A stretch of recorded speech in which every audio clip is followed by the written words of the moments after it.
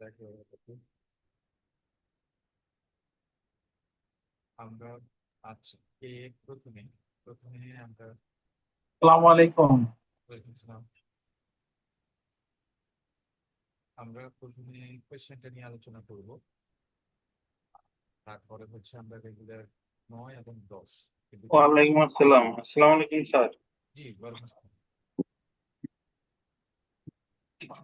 ওয়ালাইকুম আসসালাম।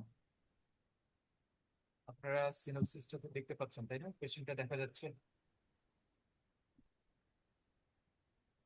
কোয়েশ্চেনটা দেখা যাচ্ছে? জি, দেখা যাচ্ছে। ভাই সাউন্ডটা শোনা যাচ্ছে না।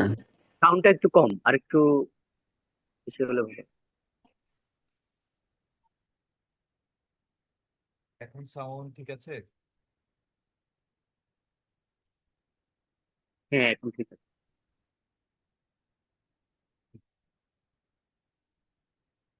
এখন ঠিক আছে না?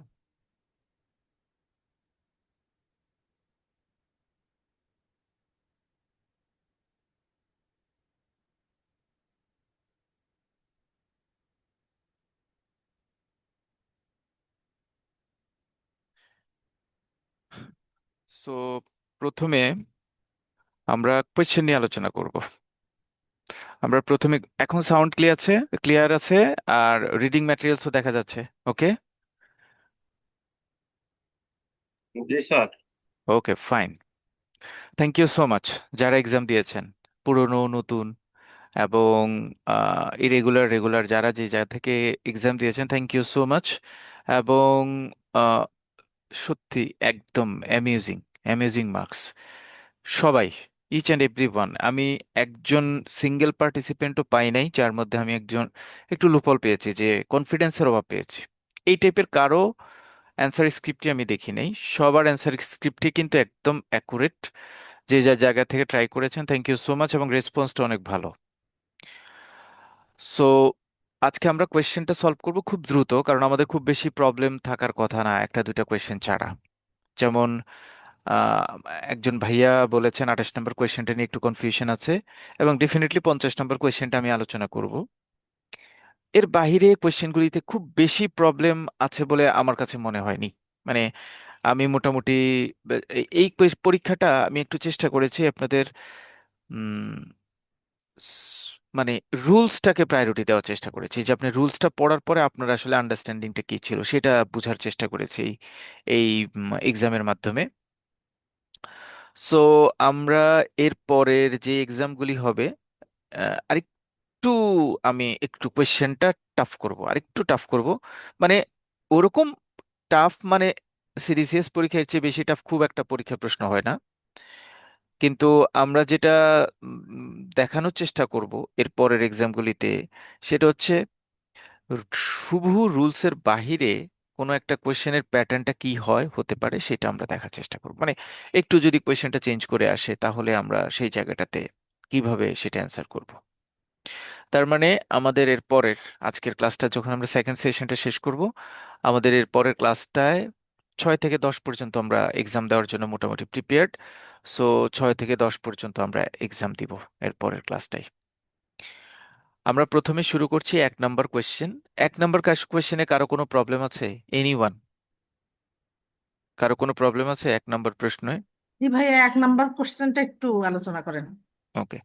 An irrevocable documentary credit issued by Bank A expressly states, ব্যাংকে একটা লেটার অফ ক্রেডিট ইস্যু করেছে যেখানে সে ক্লিয়ারলি বলে দিয়েছে, দিস ক্রেডিট, এই লেটার অফ ক্রেডিট যেটা ইস্যু করা হয়েছে, ইজ সাবজেক্ট টু ইউসিপি 600। এটা ইউসিপি 600-কে ফলো করবে, except that presentation of document must be completed within 30 calendar days after shipment. ঠিক আছে? বলা হয়েছে এই যে ইউসিপি 600 ফলো করবে, শুধু একটা এক্সেপশন আছে। সে এক্সেপশনটা কি? সেটা হচ্ছে বেনিফিশিয়ারি ডকুমেন্ট সাবমিট করতে পারবে শিপমেন্ট ডেটের পরবর্তী 30 ক্যালেন্ডার ডেজের মধ্যে। আমরা ইউসিপিতে বাই ডিফল্ট, হ্যাঁ, এই কোয়েশ্চেনটা আপনাদের কেন মানে আমি অ্যাড করেছি কেন, সেটা হচ্ছে ইউসিপি 14 এখন আমরা পড়িনি। ইউসিপি আর্টিকেল নম্বর 14 পড়লে আমরা সেখানে দেখব শিপমেন্ট ডেটের পরবর্তী 21 দিনের মধ্যে বাই ডিফল্ট ডকুমেন্ট সাবমিট করতে হয়, প্রেজেন্টেশন সাবমিট করতে হয়। এটা আমি প্রশ্নটা দিয়েছি কারণ হচ্ছে আমরা অনেকবার এটা আলোচনা করেছি। আমি আমি আমি দেখার চেষ্টা করেছি যে ক্লাসের আলোচনাটা আপনারা কতখানি মাথায় নেন, কারণ এই প্রশ্নটা আপনাদের, হ্যাঁ, আর্টিকেল 1-এর সাথে রিলেটেড, বাট টপিক্সটা মানে যেই সেন্টেন্সটা দেওয়া এইটা আসলে আমরা 1 থেকে 5-এ পড়িনি। এই লাইনটা আমরা পড়বো আর্টিকেল নম্বর যখন 14 পড়বো, সেখানে সেখানে বলা আছে বাই ডিফল্ট ইউসিপি 600 শিপমেন্ট ডেটের পরবর্তী 21 দিনের মধ্যে ডকুমেন্টটা প্রেজেন্টেশনটা সাবমিট করতে হবে। 21 দিনের মধ্যে বাই ডিফল্ট ইউসিপিতে বলা আছে, কোনো কথা বলা না থাকলে। বাট আমি আমার লেটার অফ ক্রেডিটে এই 21 দিনটাকে এক্সেপশন করে 30 ডেজ করেছি। সো আমি আসলে কি করেছি সেইটাই আসলে এখানে দেখার চেষ্টা করা হয়েছে। ইউসিপিতে বলা আছে যে 21 দিনের মধ্যে ডকুমেন্ট সাবমিট করতে হবে। আমি ইউসিপির ওই ক্লজটাকে একসেপ্ট করে আমি একসেপ্টেড একটা ক্লজ অ্যাড করেছি, যে ক্লজে আমি বলছি যে বেনিফিশিয়ারি চাইলে 30 ক্যালেন্ডার ডেজের মধ্যেই শিপমেন্ট করতে পারবে। এবার বেনিফিশিয়ারি কি করেছে, বা beneficiary present document 21 days after shipment, শিপমেন্টের 28 দিনের মাথায় সে ডকুমেন্ট সাবমিট করেছে। তাহলে প্রশ্ন হচ্ছে সে ইউসিপি রুলসটাকে ভায়োলেট করেছে, কারণ ইউসিপিতে বলা আছে শিপমেন্ট ডেটের পরবর্তী 21 ক্যালেন্ডার ডেটের মধ্যে ডকুমেন্ট সাবমিট করতে হবে। তিনি ডকুমেন্ট সাবমিট করেছেন 28 এর মাথায়। হাউএভার শেষের দিকে একটা কথা বলা আছে যে the presentation of document must be completed within 30 calendar days after shipment. যেহেতু আমি ইউসিপিটাকে লেটার অফ ক্রেডিটের মাধ্যমে এক্সেপশনাল করে নিয়েছি 30 ডেজ, 21 দিনটাকে চেঞ্জ করে 30 ডেজ করে নিয়েছি। সো উনি ইউসিপির নর্মাল অ্যাক্টিভিটিস অনুযায়ী তিনি ডকুমেন্ট সাবমিট না করলেও আমি যে এক্সেপশনালটা নিয়েছি সেই অনুযায়ী তিনি ডকুমেন্ট সাবমিট করেছেন এবং এটা কমপ্লাইট। এখন আসি, আমাকে বলা হচ্ছে which statement is most correct, কোন স্টেটমেন্টটা বেশি কারেক্ট। আমরা অ্যান্সার দিয়েছি বি কারেক্ট বেশি। হ্যাঁ, বি কারেক্ট। কারণ কি? কারণ আমরা ক্লিয়ার দেখতে পাচ্ছি ইউসিপি আর্টিকেল 1-এ বলা আছে যদি ইউসিপির কোনো আর্টিকেল তার কনসার্ন পার্টিরা, লেটার অফ ক্রেডিটের কনসার্ন পার্টিরা এক্সক্লুড বা মডিফিকেশন করতে পারবে। এই জায়গাটাতে আমি ইউসিপি আর্টিকেল 14-কে মডিফিকেশন করেছি। 14-এ লেখা ছিল 21 ক্যালেন্ডার ডেজ, আমি সেটাকে লেটার অফ ক্রেডিটে পয়েন্ট আউট করেছি 30 ক্যালেন্ডার ডেজ। এবং আমি এও জানি যে যদি ইউসিপির কোনো রুলসকে আমরা মডিফাই করি বা এক্সক্লুড করি, তাহলে ওই মডিফিকেশনকৃত ইনফরমেশন বা ওই এক্সক্লুডকৃত ইনফরমেশনটার উপর বেস করে আমি ডকুমেন্ট চেক করব।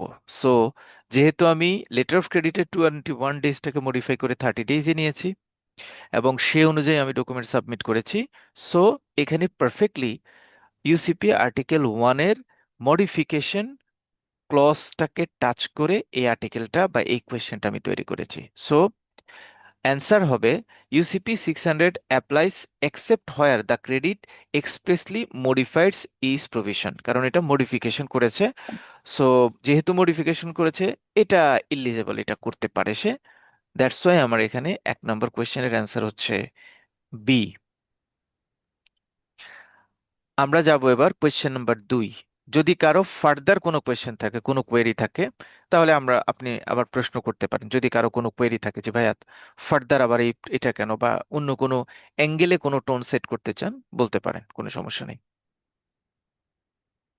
এনি কোয়েশ্চেন 1 নম্বর নিয়ে কারো কোনো কোয়েশ্চেন আছে আর? নাই। ওকে, আমরা যাচ্ছি এবার question number 2। Question number 2, a documentary credit states only. This documentary credit is governed by ICC rules. No reference is made to UCP 600. Which statement is correct? একটা ডকুমেন্টারি ক্রেডিটে বলা হয়েছে যে আইসিসি রুলস গভর্ন করবে, কিন্তু এখানে অন্য কোনো কথা বলা নাই যে ইউসিপি 600 না আইসিসি লেটেস্ট ভার্সন, কোনো কথাই বলা নাই।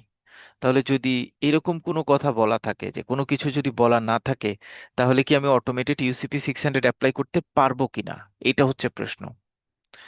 আমরা অ্যান্সার নিয়েছি C, UCP 600 does not automatically apply unless expressly Incorporated.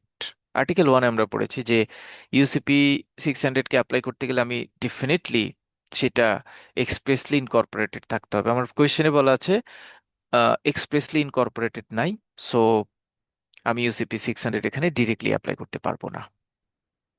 So এটার অ্যান্সার হচ্ছে সি। আমরা গ্র্যাজুয়ালি কোয়েশ্চেন প্যাটার্নটা তৈরি করবো। আপনারা হয়তো বুঝতে পারছেন 5 থেকে 10 পর্যন্ত আমরা আরেকটু ইন্টেলেকচুয়াল কোয়েশ্চেন করব। 11 থেকে 15 স্ট্যান্ডার্ড মানের কোয়েশ্চেনে যাবে, 20 থেকে 21, 16 থেকে 20, গ্র্যাজুয়ালি এইভাবে প্রত্যেকটা স্টেজের একটা একটা এক্সাম যাবে। সো অ্যাপারেন্টলি ইউসিপি 600 এর উপরে আপনাদের 8টা পরীক্ষা নিব আমরা, এভাবে 50টা কোয়েশ্চেন করে করে 8টা পরীক্ষা নিব, এবং 8টা পরীক্ষার মার্কস অন অ্যান অ্যাভারেজে আপনাদের আমাদের সাথে আপনাদের যে এক্সেল মেনটেন করা আছে সেখানে ইনপুটেড থাকবে। ইউসিপির পরবর্তী যে রেগুলেশনস বা রুলসগুলি আমরা পড়বো সেগুলির উপর আমরা একটা এক্সাম নিব, প্রত্যেকটার উপর একটা একটা এক্সাম, সেইটার মার্কস থাকবে। সবকিছু মিলিয়ে আপনাদের প্রায় 16টা এক্সাম থাকবে, এই সেগ্রিগেটেড এক্সাম। এবং 16টা এক্সামের মার্কস যখন কেউ 16টা এক্সাম আমার সাথে আমার সাথে অ্যালাইন করে 16টা এক্সাম পর্যন্ত কেউ প্রপার ওয়েতে যেতে পারবে, তিনি উইদাউট মাই নোটিস তিনি সিডিসিএস পরীক্ষা দিলে এমনি পাশ করতে পারবেন। যারা আমার মতো করে এগোতে পারবেন। আমি বললাম এখানে এই পরীক্ষাটা দেন, অনেকেই তো মিসলিডেড হয় যে এখন না, একটু পরে পরীক্ষা দিব, পরে 2-3টা পরীক্ষা জমা হয়ে যায়, কমপ্লিট করে না। প্রথম ডে 1 থেকে ডে লাস্ট পর্যন্ত আপনাদের কোর্সের পাশাপাশি আমরা যে এক্সাম প্যাটার্নটা সেট করব, যে প্ল্যানটা সেট করব, যিনি সেই প্ল্যানটা প্রপার ওয়েতে এক্সিকিউট করতে পারবেন, what ever the marks, proper ওয়েতে এক্সিকিউট করতে পারবেন, তিনি সিডিসিএস পরীক্ষা পাশ করবেন, নিশ্চিত। সো এক্সামগুলি খুব ইম্পর্টেন্ট, এক্সামের রেসপন্সগুলি কিন্তু খুব ইম্পর্টেন্ট। আমরা যাব কোয়েশ্চেন নাম্বার 3।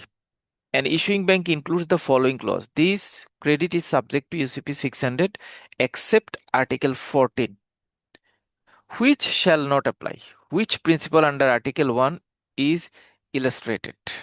আমরা 3 নম্বর প্রশ্নে বলার চেষ্টা করেছি যে এই যে আমি এই লাইনটা বললাম, this credit is subject two UCP 600 except, একটা আর্টিকেলকে আমি বাদ দিয়ে দিলাম। এটা আসলে আমি ইউসিপির 1 নম্বর আর্টিকেলের কোন অংশটাকে ব্যাখ্যা করার চেষ্টা করেছি। খুবই জেনুইন এবং কিউট, ভালো কোয়েশ্চেন। একদম আর্টিকেলের লাইন বাই লাইন আপনি বুঝতে পারছেন কিনা, কোয়েশ্চেনগুলি আপনাকে সেই জায়গাটাতে ইভ্যালুয়েট করে।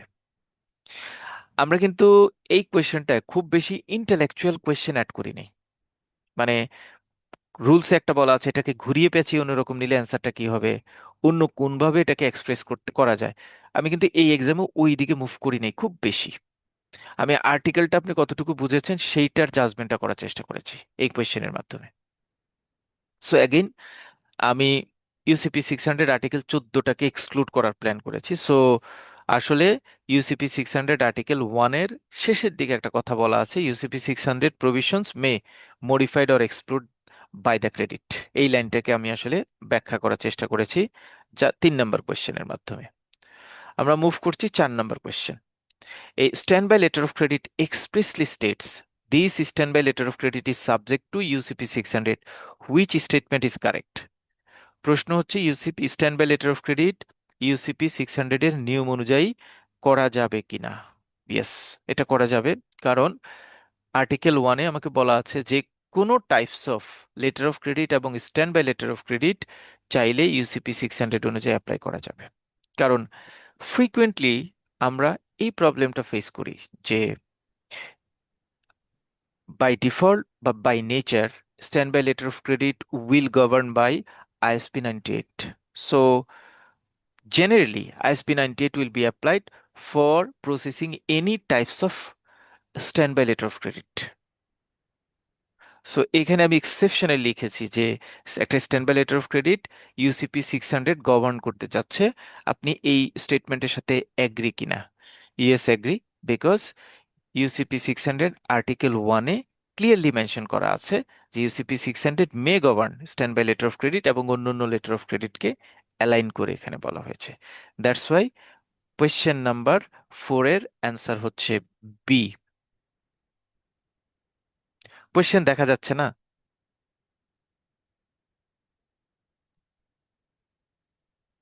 না, দেখা যাচ্ছে না। ও, সরি। আচ্ছা, এখন দেখা যাচ্ছে? এখন জি, দেখা যাচ্ছে? দেখা যাচ্ছে। জি। ওকে ওকে, সরি।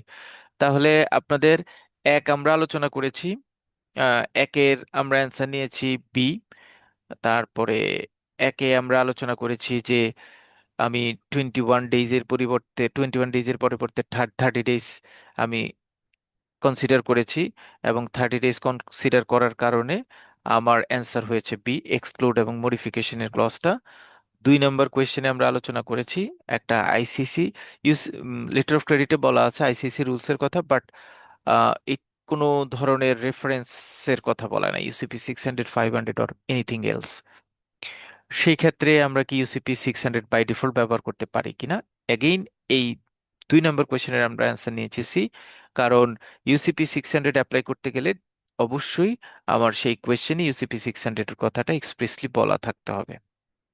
কোয়েশ্চেন নাম্বার 3-তে আমরা নিয়েছি যে আমি ইউসিপি 600 এর আর্টিকেল 14টাকে এক্সক্লুড করতে চাচ্ছি, ইউজ করতে চাচ্ছি না। এটা আসলে কোন পার্টটাকে ইলাস্ট্রেট করে? এটা আসলে ইউসিপি 600 চাইলে তার কনসার্ন পার্টিদের অ্যাপ্রুভালের মাধ্যমে সে যে কোনো ক্লজ মডিফাইড বা এক্সক্লুড করতে পারে। 4 নম্বর কোয়েশ্চেনটা আমরা আলোচনা করেছি একটা standby letter of credit কি ইউসিপি 600 এর আন্ডারে গভর্ন করা যায় কিনা? As per UCP article 1, yes, govern করা যায়। সো যেহেতু গভর্ন করা যায়, কারণ ইউসিপি আর্টিকেল 1-এ বলা আছে যে কোনো ধরনের লেটার অফ ক্রেডিট অথবা standby letter of credit চাইলে ইউসিপি 600 দিয়ে আমি গভর্ন করতে পারি। কোয়েশ্চেনটা একটু কিঞ্চিত হার্ড, কারণ স্ট্যান্ড বাই দেখার সাথে সাথে আইএসপি 98 এখন বা ইন ফিউচার আইএসপি 98 বা অন্যান্য ইউআরডিজি 758 অ্যাপ্লাই করার কথা বলা থাকে। বাট ইউসিপি 600 কি এক্স্যাক্টলি অ্যাপ্লাই করা যায় কিনা? হ্যাঁ, আমি যদি মনে করি প্র্যাকটিস করব এবং ইউসিপি 600 অনুযায়ী স্ট্যান্ড বাই লেটার অফ ক্রেডিটটা গভর্ন করলে আমার ফাইন্যান্সিয়াল অথবা লাইবিলিটি অথবা আন্ডারটেকিং জড়িত কোনো রিস্ক ক্রিয়েট না হয়, তাহলে আমি স্ট্যান্ড বাই লেটার অফ ক্রেডিটটাও ইউসিপি 600 এর আন্ডারে করতে পারবো। Question number 5। কোয়েশ্চেন নাম্বার 5, কেউ কি কোনো প্রশ্ন করতে চাচ্ছেন? কোয়েশ্চেন কোন?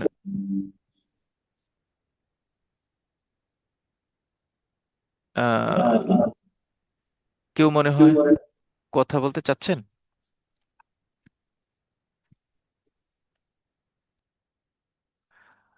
না, ওকে, আমরা ক্যারি ফরওয়ার্ড করি। আচ্ছা, আপনারা একটু লিংকে যারা জয়েন করবেন, রিকোয়েস্টেড এভরিওয়ান, আপনারা একটু নাম দিয়ে জয়েন করার চেষ্টা করবেন, নাম দিয়ে একটু জয়েন করার চেষ্টা করবেন, তাহলে আমার জন্য ট্রেস করাটা একটু ইজিয়ার হয়।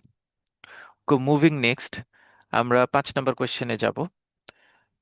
5 নম্বর কোয়েশ্চেনে বলা হয়েছে a confirming bank believes one provision of the letter of credit conflicts with UCP 600. The provision was expressly included by the issuing bank.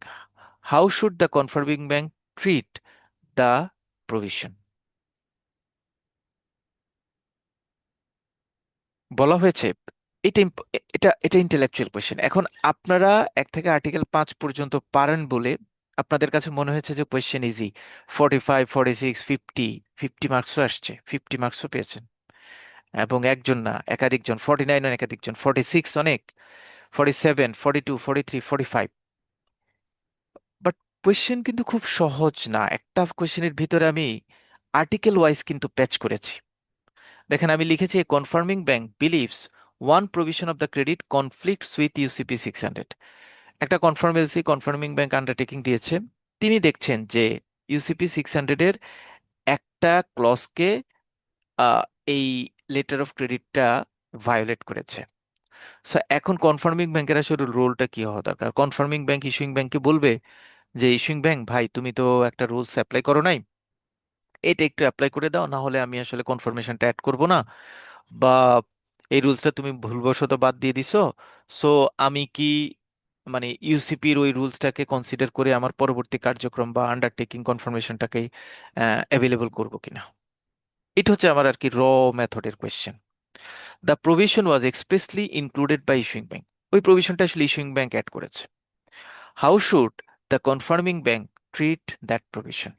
Confirming bank সেই প্রভিশনটাকে কি মানে ইস্যুইং ব্যাংকে রিকোয়েস্ট করবে কিনা সেই প্রভিশনটাকে বাদ দিতে, অথবা ওই প্রভিশনটা ভুল হয়েছে এটা ঠিক করতে, এই টাইপের কোনো রিকোয়েস্ট করতে পারবে বা করবে কিনা কনফার্মিং ব্যাংক?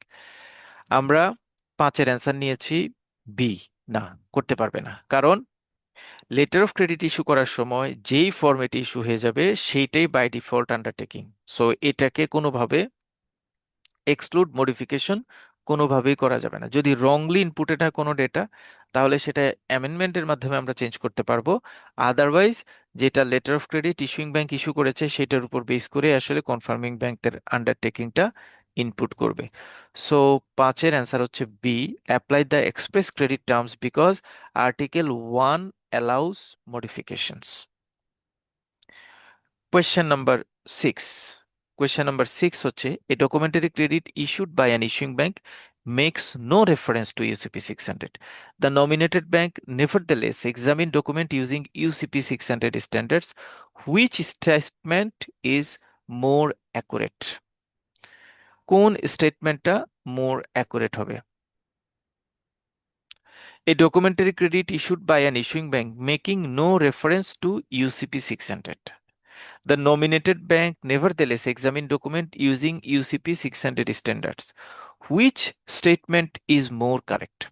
বলা হয়েছে যে ইস্যুইং ব্যাংক যে এলসিটা ওপেন করেছে সেখানে ইউসিপি 600 এর রেফারেন্স দেয় নাই। হাউএভার নমিনেটেড ব্যাংক ইউসিপি 600 অনুযায়ী ডকুমেন্টটা চেক করতে পারবে কিনা। এইটার অ্যান্সারটা আমরা ফিক্সড করেছি C. UCP 600 is not contractually applicable unless expressly incorporated. এলসিতে বলা না থাকলে ইউসিপি 600 আমি অ্যাপ্লাই করতে পারবো না। সো যেহেতু এলসিতে ইউসিপি 600 এর ব্যাপারে সাইলেন্ট, কোনো কিছু বলে নাই, সো নমিনেটেড ব্যাংকের এখতিয়ার নাই, এম্পাওয়ার্ড নাই, সেই ইউসিপি 600টাকে অ্যাপ্লাই করবে। Question number 7. A credit states subject to UCP 600. ক্রেডিটে ক্লিয়ার বলা আছে, আগের কোয়েশ্চেনটা reverse. A credit states subject to UCP 600. However, if any provision of this credit conflicts with UCP 600, the terms of this credit shall prevail. This clause reflects which legal principle? পেঁচানো প্রশ্ন।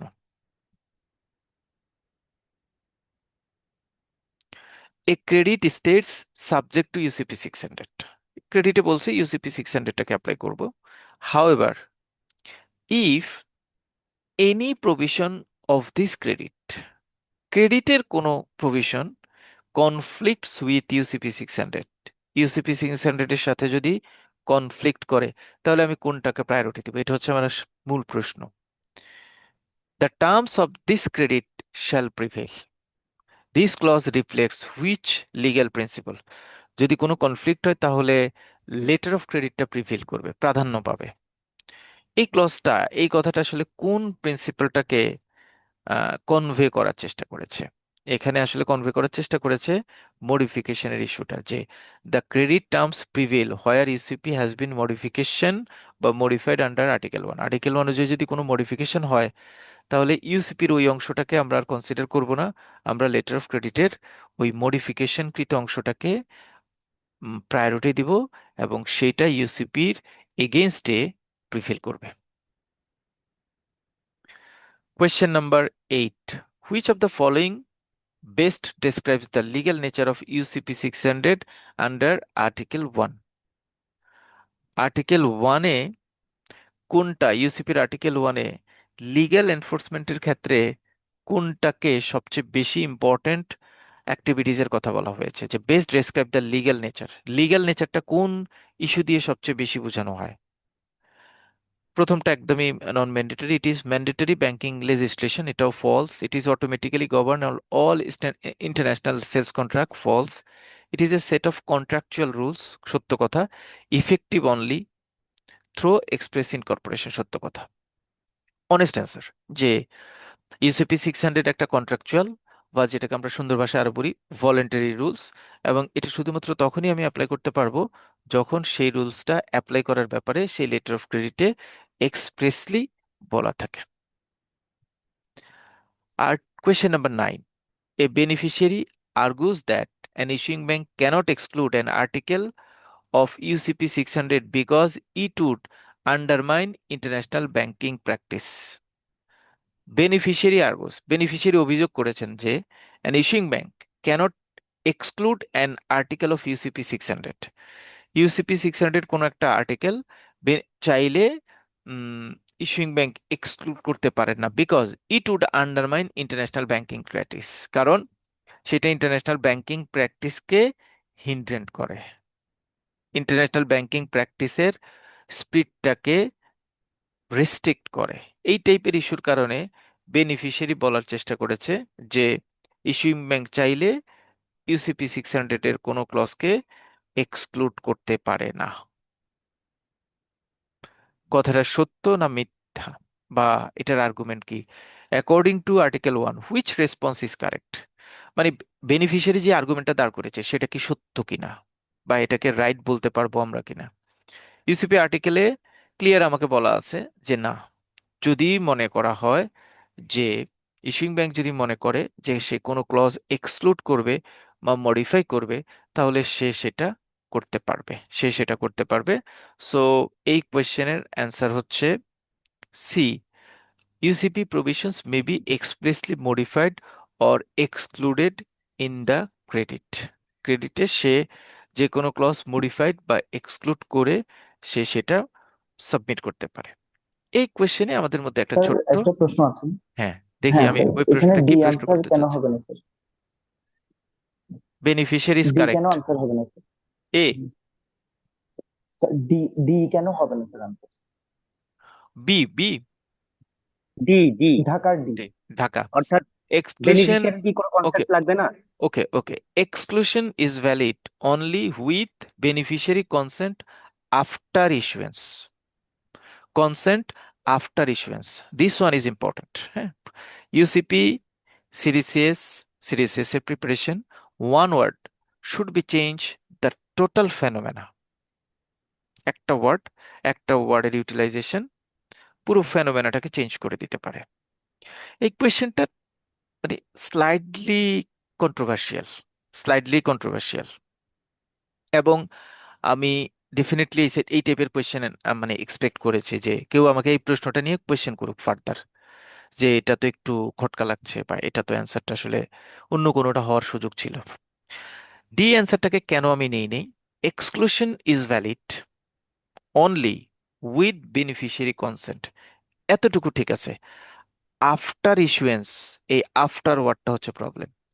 কোনো একটা letter of credit যখন issue হয়ে যাবে, তখন ওই letter of credit নিয়ে আর কোনো আর্গুমেন্ট দাঁড় করানোর কোনো সুযোগ কোনো পক্ষের নাই। অ্যাপ্লিকেন্টের তো নাই নাই, বেনিফিশিয়ারিরও নাই, যেহেতু এলসিটা ইস্যু হয়েছে। হ্যাঁ, যদি মেজর পোর্শনের কোনো আর্গুমেন্ট ক্রিয়েট হয় তখন তারা অ্যামেন্ডমেন্ট করবে, বাট এলসি ইস্যু হয়ে যাওয়ার পরে সেই এলসি ইস্যুয়েন্স রিলেটেড ইস্যুগুলিকে ব্যাক অ্যান্ড ফোর্থ করার কোনো সুযোগ কোনো পক্ষের নাই। সো আফটার ইস্যুয়েন্স কথাটা বলার কারণে আমরা আসলে বেনিফিশিয়ারির কনসেন্টটাকে কনসিডার করিনি। ওকে, এবার আসি যে এই beneficiary argues that an issuing bank cannot exclude. Beneficiary argue করেছে যে issuing bank cannot exclude an article of UCP 600 because it would the international undermine the international banking practice. Beneficiary বলার চেষ্টা করছে যে ইস্যুইং ব্যাংক ইউসিপি 600টাকে apply করছে না, UCP 600 এর একটা আর্টিকেল এক্সক্লুড করেছে যেটা ইন্টারন্যাশনাল নিয়মকে ইন্টারন্যাশনাল নিয়মের ব্রিচিং করছে। পয়েন্টটা নোট করেন, বেনিফিশিয়ারির কোনো ডিমান্ড ব্রিচ করেছে বেনিফিশিয়ারি এই টাইপের কোনো কথা কিন্তু বলেনি। ধরেন আমি বললাম, বেনিফিশিয়ারি বলল যে আমি শিপমেন্ট পিরিয়ড হবে 30 ডেজ, এটা এটা দিতে হবে। আমি বললাম, এই ইস্যুইং ব্যাংক বললো যে না আমি 30 ডেজ দিব না। বেনিফিশিয়ারি বললো যে আমি যদি এটা কনসার্ন না দেই, তাহলে তুমি যদি 30 ডেজ দাও আমি এই এলসিটা অ্যাকসেপ্ট করবো না। That's fine. বেনিফিশিয়ারির সাথে যদি এরকম কোনো আর্গুমেন্ট হয় তাহলে তাদের বোথ কনসেন্টটা জরুরি। বাট বেনিফিশিয়ারি এখানে আসলে ক্লু ক্রিয়েট করেছে যে ইন্টারন্যাশনাল ব্যাংকিং প্র্যাকটিসের আন্ডারমাইন হয়। বেসিক্যালি ইন্টারন্যাশনাল ব্যাংকিং প্র্যাকটিসের আন্ডারমাইন হবে কি হবে না, এটার গভর্নিং ইস্যুয়ার বা অথরিটি ইস্যুইং ব্যাংক সোললি নিজেই। কারণ সে আন্ডারটেকিং দিচ্ছে আইসিসির কোন প্যাটার্ন কোথায় আন্ডারমাইন হচ্ছে কোথায় কি হচ্ছে না হচ্ছে, সে যথেষ্ট ভালো টেক কেয়ার করতে পারে এই জায়গাটাতে। বেনিফিশিয়ারি আর্গুমেন্ট দাঁড় করাতে পারে তখন যখন তার এলসি প্রসেসিং অপারেশন মেকানিজম অ্যাক্টিভিটিতে কোনো ধরনের তার পার্সোনাল বেনিফিটস এর কোনো জায়গায় কোনো হিট হয়, তাহলে সে সেটা রেজ করবে এবং ইস্যুইং ব্যাংক সেইটা সেখানে এক্সক্লুড মডিফিকেশনটা করবে বা করার চেষ্টা করবে বা না করবে। But ICC international banking practice undermine হবে বলে ইস্যুইং ব্যাংক কোনো ক্লজ এক্সক্লুড করতে পারবে না, এই টাইপের কোনো পাওয়ার বা আর্গুমেন্ট বেনিফিশিয়ারির এন্ড থেকে নর্মালি অ্যাকসেপ্টেবল হবে না, কারণ এই এলসিতে আন্ডারটেকিং দিচ্ছে issuing bank. So issuing bank কোন ইন্টারন্যাশনাল প্র্যাকটিসকে আন্ডারমাইন করবে, কোন ইন্টারন্যাশনাল প্র্যাকটিসকে অ্যালাউ করবে, সেটা আসলে ইস্যুইং ব্যাংক নিজে ঠিক করবে। এবং হ্যাঁ, বেনিফিশিয়ারি যখন এলসিটা যাবে, যদি বেনিফিশিয়ারি সেখানে কোনো আর্গুমেন্ট দাঁড় করায় যে আমি এই ক্লজটা মানি না, এই ক্লজটা contradictory, that will come through amendment. কিন্তু আপনি এলসি ইস্যুর আগে হয়তো আপনি বলতে পারেন এটা এইভাবে করেন, এটা এভাবে করেন, বাট এলসি ইস্যু হয়ে গেলে সেই এলসিটি নিয়ে কোনো আর্গুমেন্ট দাঁড় করার আসলে বেনিফিশিয়ারির কোনো সুযোগ নাই। সেই সেন্স থেকে আমরা 9 নম্বর কোয়েশ্চেনের অ্যান্সারটা নিয়েছি C. 10. An issuing bank authorize Bank X to pay the beneficiary upon presentation of complying documents. However, Bank X has not added its confirmation, মানে এটা কনফার্মেন্সি না। According to UCP 600 Article 2, Bank X is acting as, এটা সোজা question, একটু পেঁচিয়েছি আর কি, কিন্তু সোজা question, nominated bank, কারণ সেখানে ডকুমেন্ট সাবমিট করা হয়েছে এবং banks act to pay the beneficiary আপন প্রেজেন্টিং এ কমপ্লাইং প্রেজেন্টেশন, কিন্তু এটা কনফার্মিং এলসি না। সো এটা হচ্ছে নমিনেটেড ব্যাংক। 3 নাম্বারটা হবে না কেন? এখানে তো এক্স কে পে করার জন্য কেন বলা হচ্ছে? স্যার এক্স রিইম্বার্সমেন্ট কে স্যার এক্স ডি হওয়ার কথা না স্যার। ডি হওয়ার কথা, আমি বলেছি স্যার অ্যান্সার নমিনেটেড হবে। ব্যাংক তো পে করার জন্য বাধ্য না, মানে ব্যাংক এক্স কে পে করার জন্য অথরাইজ করা হয়েছে।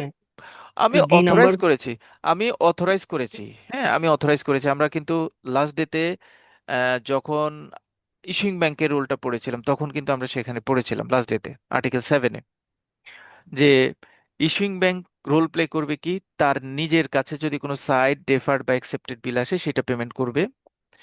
সে যদি নমিনেটেড ব্যাংককে কোনো পেমেন্ট দিতে বলে, নমিনেটেড ব্যাংক যদি সেই রোলটা প্লে না করে, তাহলে সেই পেমেন্টটা ইস্যুইং ব্যাংক দিবে। নমিনেটেড ব্যাংকে কোনো ডেফার্ড পেমেন্ট আন্ডারটেকিং দেওয়া হয়েছে, সেই ডেফার্ড পেমেন্ট আন্ডারটেকিংটা প্রসেস করার জন্য সে যদি সেটা না করে, ইস্যুইং ব্যাংক করবে। নমিনেটেড ব্যাংকের নামে কোনো ড্রাফট রনন করা হয়েছে, সে যদি সেটা না করে, মানে ড্রাফট রনন করার পর ম্যাচুরিটি দিয়ে ম্যাচুরিটিতে যদি পেমেন্ট না করে, তাহলে সেই কাজটা ইস্যুইং ব্যাংক করবে। আমরা লাস্ট ডেতে পড়েছি। এখানে issuing bank letter of credit issue করার সময় একটা ব্যাংক সিলেক্ট করেছে, ধরেন এনি ব্যাংক ইন ইন্ডিয়া, বলা হয়েছে যে any bank is in India is empowered two execute the payment. আমি নমিনেটেড মানে যে ব্যাংকে ডকুমেন্ট সাবমিট করবে তাকে বললাম যে তুমি কমপ্লাইং প্রেজেন্টেশন পেলে তুমি পেমেন্ট করে দিতে পারো, নো ইস্যুস। এখন সে পেমেন্ট করেছে কি করে নাই, এটা কিন্তু আমার কাছে কথা না।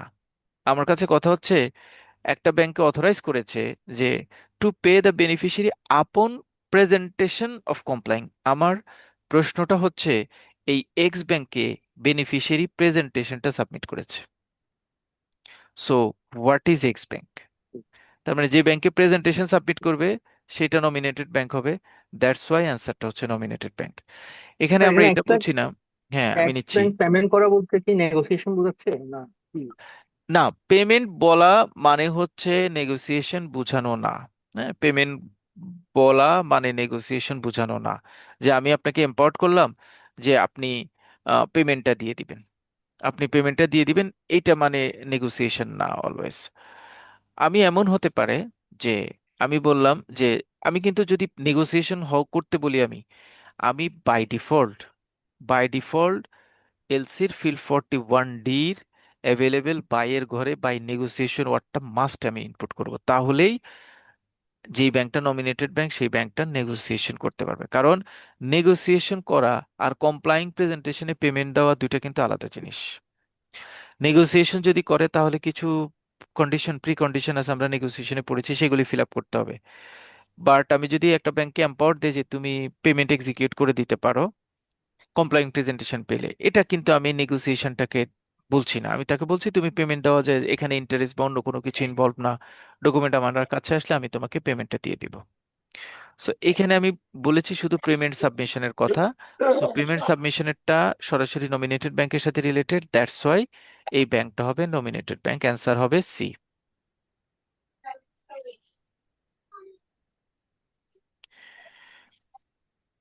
11 নম্বর question, a documentary credit is available by negotiation with bank XYZ. Now we are moving negotiation.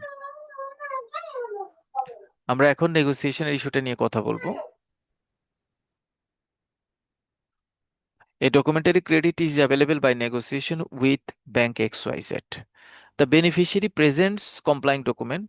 Bank XYZ inform the beneficiary that it is not willing to negotiate the presentation and forward the document to the issuing bank without making payment.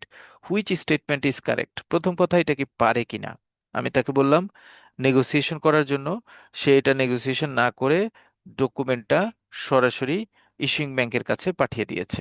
এখন কথা হচ্ছে এটা XYZ bank পারে কিনা, যে ব্যাংকটাকে আমি negotiation করতে বলেছি সে এটা করতে পারে কিনা। এটার অ্যান্সার আমরা নিয়েছি পারে, বি, এটা পারে। এটা অপশন। এটা পারে, কারণ হচ্ছে ও অবলাইজ না, ওকে আমি এম্পাওয়ার দিয়েছি, সে করলে করতে পারে, না করলে তাকে জোর করতে পারবো না। সো অ্যান্সার হচ্ছে B, bank XYZ may refuse to negotiate because nomination does not itself create an obligations to negotiate. Question number 12. আরেকটা হচ্ছে অ্যাভেলেবেল উইথ নেগোসিয়েশন না থাকার পরেও কি নেগোসিয়েশন করতে পারবে কোনো ব্যাংক? Available with না থাকার পরেও, নেগোসিয়েশন available, কথাটা না থাকলে?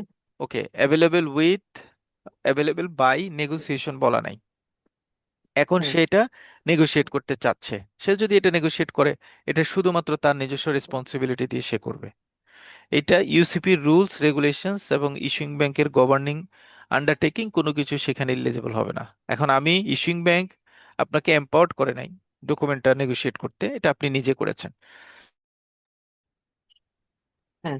এটা আমার এলসির রেগুলার রুলসে আসবে না, এলসি রেগুলার রুলসে আসবে না। ইভেন দো ধরেন সে নেগোশিয়েট করেছে আমি এলসিতে অ্যাভেলেবেল বাই পেমেন্ট দিয়েছি, অথবা এভেলেবেল বাই অ্যাকসেপ্টেন্স দিয়েছি, অথবা এভেলেবেল বাই পেমেন্ট দিয়েছি, সেটা নেগোশিয়েট করেছে, নেগোশিয়েট করে ডকুমেন্ট সাবমিট করে সে লিখেছে ফরওয়ার্ডিংয়ে যে আমি ডকুমেন্টটা নেগোশিয়েট করেছি, তুমি এখন আমাকে পেমেন্ট দাও।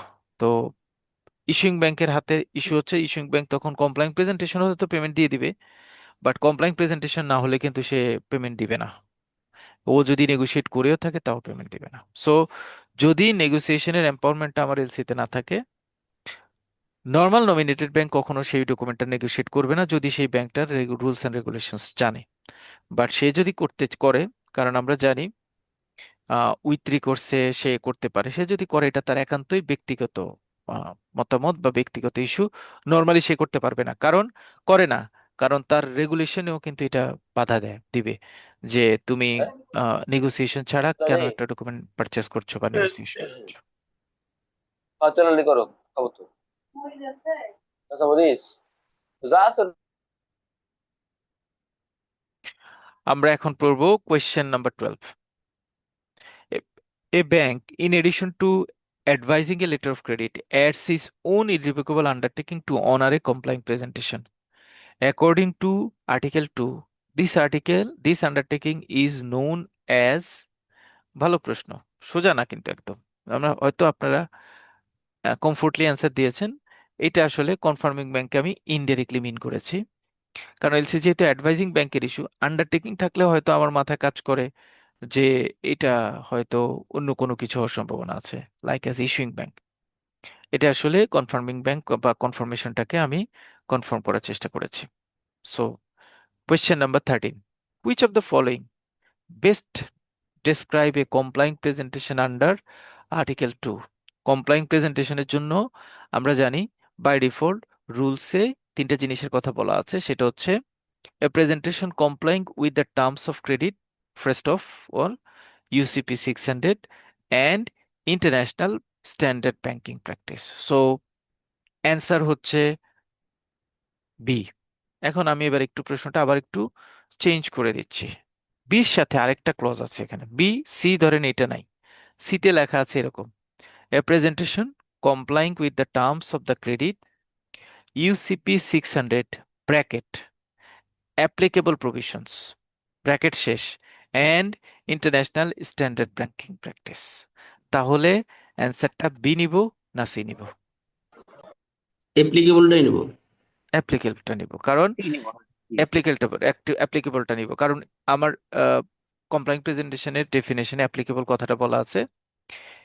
এখানে আমার কোনো কথা বলা নাই বলে আমি হয়তো ইউসিপি 600 কাকে অ্যালাউ করে নিচ্ছি অ্যাভারেজ, বাট সবচেয়ে জেনুইন অ্যান্সারটা হচ্ছে ইউসিপি 600 এর যে সকল রুলস আমি এক্সক্লুড মডিফিকেশনের মাধ্যমে যদি কোনো রুলস চেঞ্জ বা মডিফাই করি, তাহলে এই মডিফিকেশনটাকে কনসিডার করার কথাটা এই অ্যাপ্লিকেবল প্রভিশনস দিয়ে মিন করানো হয়।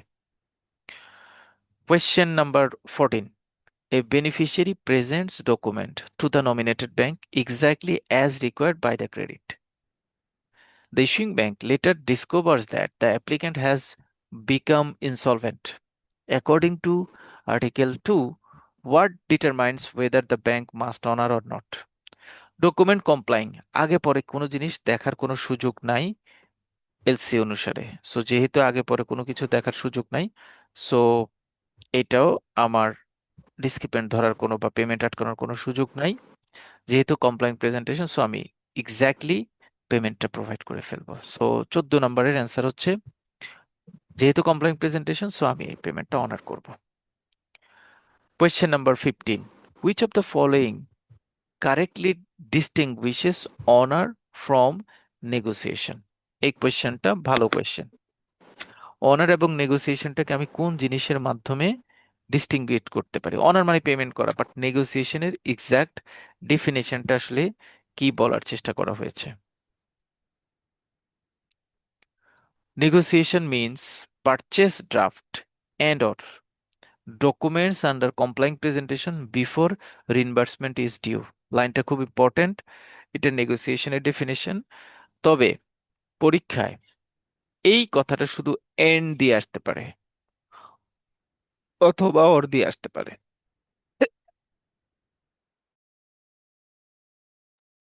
এই কথাটা এন্ড দিয়ে আসতে পারে অথবা শুধু অর দিয়ে আসতে পারে।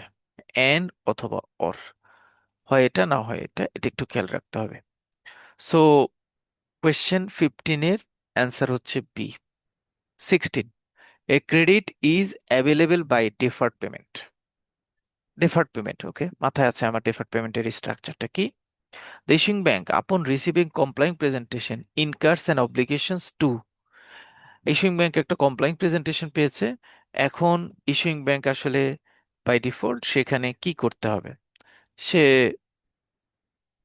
Pay at maturity without requiring a draft. ঠিক আছে কথাটা? Except bill of exchange. Deferred payment যেহেতু বিল অফ এক্সচেঞ্জ থাকার কোনো সুযোগ নাই, সো বি অ্যান্সার হওয়ার কোনো সুযোগ নাই। ইমিডিয়েট পেমেন্ট দেওয়ার কোনো সুযোগ নাই, এ অ্যান্সার হওয়ার কোনো সুযোগ নাই। Pay only after applicable, D লেখার কোনো সুযোগ নাই, কারণ লেটার অফ ক্রেডিট ইস্যু করেছি, it is solely an undertaking or approval. So এটার অ্যান্সার হবে C. Question number 17: Which party is defined in Article 2 as the party on whose request the credit is issued? কার রিকোয়েস্টে ক্রেডিটটা issue হয়? এটা সরাসরি applicant বা অ্যাপ্লিক্যান্টের ইস্যুতে অ্যাপ্লিক্যান্ট যাকে রিকোয়েস্ট করে এলসি ইস্যু করতে, ইস্যুইং ব্যাংক। ভালো প্রশ্ন, মানে relax question. Question number 18: A nominated bank purchase documents under a complying presentation without waiting until reimbursement becomes due. According to Article 2, the bank has. সোজা প্রশ্ন, negotiate করেছে যেহেতু পারচেসের কথাটা বলা আছে, এবং ওয়েটিং আনটিল রিইম্বার্সমেন্ট বিকেমস ডিউ, রিইম্বার্সমেন্টের আগ পর্যন্ত সে ডকুমেন্টটা পারচেস করেছে। সো এটা হচ্ছে আসলে সে নেগোশিয়েটিং ব্যাংকের রোলটা প্লে করেছে।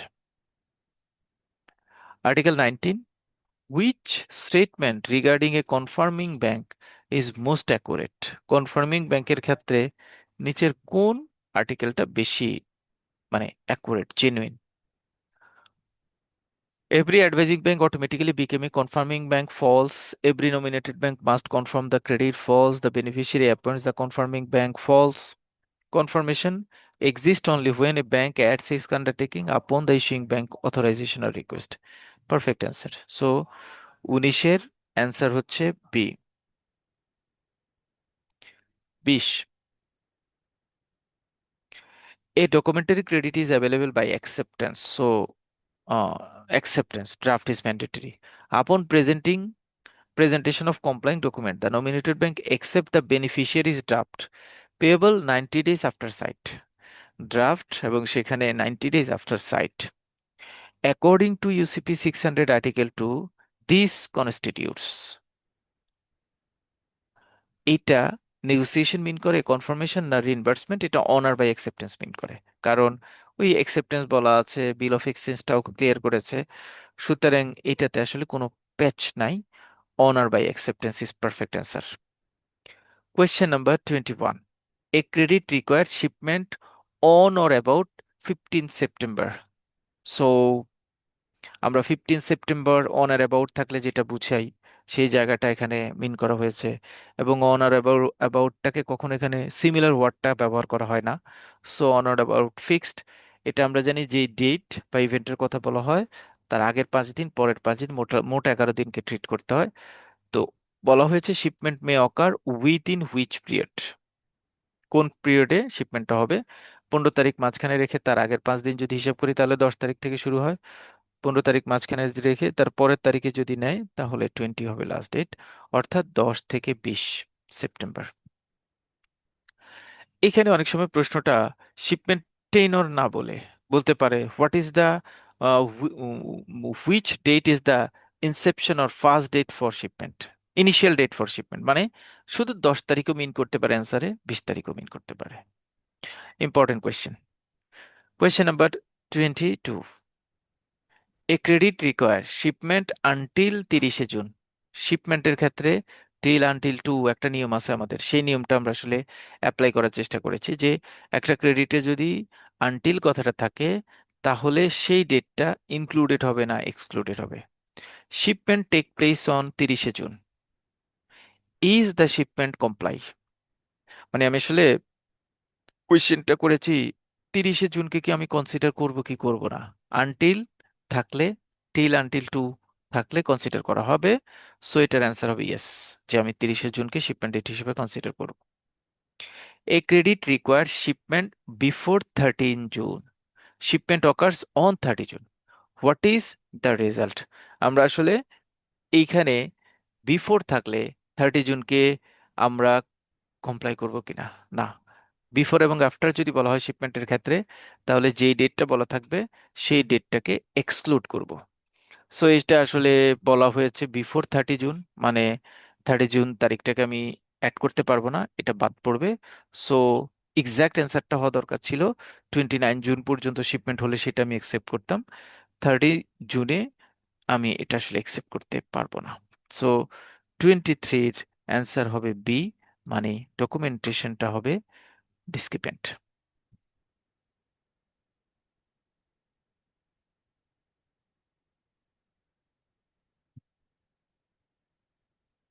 এই কোয়েশ্চেনটা আমরা নেক্সট কোয়েশ্চেন আলোচনা করবো, এই কোয়েশ্চেনটা আমরা দিব, এই কোয়েশ্চেনটা থাকবে আপনাদের, ঠিক আছে।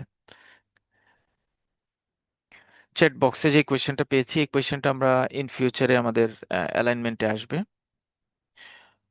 তারপরে আমরা যাচ্ছি a credit require shipment after 30 June. আমরা ছোট ছোট ওয়ার্ডের মিনিংগুলি ভালো করে বুঝতে পারলে আমাদের পরে রুলস বা পরের অংশটুকুতে আমাদের মানে ইমপ্রুভমেন্ট হবে। সো এখানে আফটার 30 ডেজ বলেছে, শিপমেন্ট অকার হয়েছে 30শে জুন, এইটাকে আমি শিপমেন্ট ডেট হিসেবে কনসিডার করব কিনা। এগেইন আফটার থাকলেও সেটা কনসিডার করা হবে না, এবং আফটারটা কিন্তু পিকুলিয়ার। বিফোর না হয় আমরা লেজিটিমেট ওয়েতে কনসিডার করতে পারি, আফটারটা কিন্তু peculiar.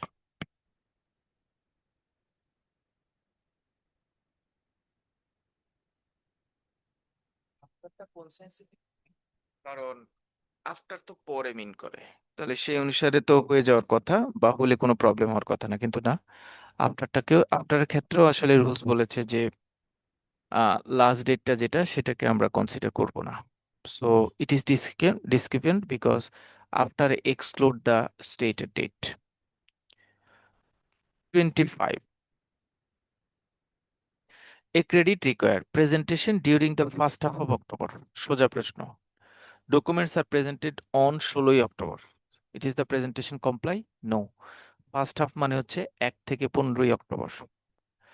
26. A documentary credit requires shipment during the second half of March. Which shipment date complies? খুব ভালো প্রশ্ন কিন্তু এটা। কোনটা comply? সেকেন্ড হাফের কথা বলা হয়েছে। সো সেকেন্ড হাফ, মার্চের সেকেন্ড হাফ হচ্ছে 16 তারিখ থেকে 31 তারিখ পর্যন্ত। ওই দিনের মধ্যে যে তারিখটা পড়বে সেটা আমি কনসিডার করব। Which shipment which date complies? So 26 তারিখের অ্যান্সার হচ্ছে 16ই মার্চ। অনেকে 31 দেখে অ্যান্সার দিয়ে দিয়েন না। আমি প্রথমে মনে করলাম কি ব্যাপার, অ্যান্সারটা ভুল হয়েছে নাকি, 31-এ তো হওয়ার কথা, কিন্তু এখানে আসলে এপ্রিল দেওয়া। হ্যাঁ। 27. A credit requires shipment at the beginning of July. Beginning of July. Beginning মানে 1 থেকে 10। Shipment occurs on 11ই July. Is it comply? No. 11 তারিখ তো মিডলে চলে যায়। 28. A credit requires shipment at the end of August. End of August. End মানে হচ্ছে 16 থেকে 30 তারিখ পর্যন্ত। 16 থেকে 30 তারিখ পর্যন্ত। End 21 of থেকে 21 থেকে লাস্ট ডেট ও সরি, এন্ড হচ্ছে 21 তারিখ লাস্ট ডে, সরি, এন্ড হচ্ছে 21 থেকে লাস্ট ডেট। আমরা কিন্তু তার মানে এই এন্ড অফ আগস্ট মিন্স হচ্ছে 21 থেকে আগস্ট মাস, সম্ভবত আমি ভুল না করলে 30 তারিখ। সো আগস্ট 21 থেকে 30 তারিখ পর্যন্ত। সো শিপমেন্ট হয়েছে 25শে August. So which statement is correct? Statement এতে বলা হয়েছে এটা কমপ্লাইং, এটা বলা হয়েছে ডিসক্রিপেন্ট, এটা বলা হচ্ছে acceptable if vessel departs letter, acceptable under UCP 600। এই দুইটা যায় না, আমরা আসলে মূল কথাটা যাব কমপ্লাইং অথবা ডিসক্রিপেন্ট, এই ওয়ার্ডটাই আমরা যাব। সো এটাকে আমরা কি বলবো, এটাকে কমপ্লাইং প্রেজেন্টেশন না ডিসক্রিপেন্ট প্রেজেন্টেশন? 28 কমপ্লাই। কমপ্লাইং প্রেজেন্টেশন, এটার অ্যান্সার হচ্ছে এ। আচ্ছা, যারা আমাদের মনে হয় অ্যান্সার শিটে 28 নম্বরে অ্যান্সারে বি লেখা আছে, বাট আমরা ওইটা কারেক্ট করে নিচে লিখেছি যে অ্যান্সার হচ্ছে এ। যদি কেউ বি দিয়ে থাকেন, আমার মনে হয় এই কোয়েশ্চেনটারই আমাকে মানে যেহেতু উপরে অ্যান্সার লেখা বি বাট কারেক্টেড অ্যান্সার নিচে লেখা আছে কিন্তু এ, সো এটার অ্যান্সার হবে A, correct answer. 29. A credit require packing list sign. এবার আমরা মুভ করছি আর্টিকেল 3-তে। A credit require packing list signed. The packing list bear a handwriting signature. Which statement is correct? Handwriting is acceptable. So এখানে লেখা আছে signature may be handwritten, facsimile, perforated stamp, symbol or other mechanical or electronic method. 29 এর answer হচ্ছে B. 30. A documentary credit require shipment to occur from 1st September 2026 to 15 September 2026. The transport document evidence shipment on 15 September 2026. The issuing bank refuses the presentation, stating that the period ended on 14 September because to exclude the final date. Final date exclude করার কথা বলা হয়েছে। According to UCP 600 Article 3, which statement is more accurate? এটা একটু tricky question. এটা একটু tricky question মানে টুটাকে আমরা একটু পেঁচিয়ে আহ, মানে মোটামুটি কভার করার চেষ্টা করেছি, টুটাকে পেঁচানোর চেষ্টা করেছি আর কি। মানে আগে যেমন একটা টু আনটিল টিল শুধুমাত্র একটা স্পেসিফিক ডেটের ক্ষেত্রে আমরা দেখেছি, এখন আমরা স্পেসিফিক ডেটের ক্ষেত্রে না দেখে আমরা বলার চেষ্টা করেছি যে টুটা এখানে আছে, আর সে ট্রান্সপোর্ট ডকুমেন্ট 15 তারিখে সাবমিট করেছে, আর এলসি ইস্যুইং ব্যাংক সেটা রিফিউজ করেছে যে এটা 14 তারিখ পর্যন্ত দিতে পারবে, 14 তারিখ পর্যন্ত দিতে পারবে। এখন কথা হচ্ছে এক্স্যাক্টলি আর্টিকেল 3-তে 2 দিয়ে আসলে কি বোঝানো হয়েছে, বা ফ্রম দিয়ে কি বোঝানো হয়েছে? দুইটা ডেটের কথাই বলি। যেহেতু শিপমেন্টের কথা বলা হয়েছে, সো শিপমেন্টের ক্ষেত্রে আমরা জানি টু, আনটিল, টিল, ফ্রম এবং বিটুইন এগুলি যদি থাকে তাহলে যে ডেটের আগে সে ওয়ার্ডটা থাকে সেই ডেটটা ইনক্লুডেড হয়, মানে এক্সক্লুড করা যাবে না। সো ফ্রম 1 সেপ্টেম্বর 1 তারিখ থেকে 15 তারিখ পর্যন্ত সে ডকুমেন্ট সাবমিট করতে পারবে। উনি ডকুমেন্ট সাবমিট করেছে 15 তারিখে।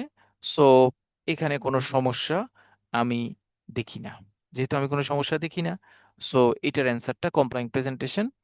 সো আমি বলবো যে সিটা হচ্ছে perfect answer. Shipment on 15 September complies because the word to include the stated date, ওই ডেটটাকে ইনক্লুড করে। 31, a documentary credit required. Shipment must occur between 10 October 2020 and 20 October 2020. The goods are shipped on 10 October. আমি আসলে এই ওয়ার্ডটাকে emphasise করেছি। Between যদি কোনো একটা ডেটের আগে থাকে শিপমেন্টের পার্সপেক্টিভে, তাহলে ওই ডেটটাও ইনক্লুড করা যাবে। The goods are shipped 10 October, so এটাও কমপ্লিট হবে। কারণ বিটুইন যদি লেখা থাকে তাহলে যেই ডেটের আগে বিটুইন লেখা থাকবে সেই ডেটটা সাধারণত ইনক্লুড হবে। সো অ্যান্সার হবে shipment কমপ্লাইজ because between includes both stated dates.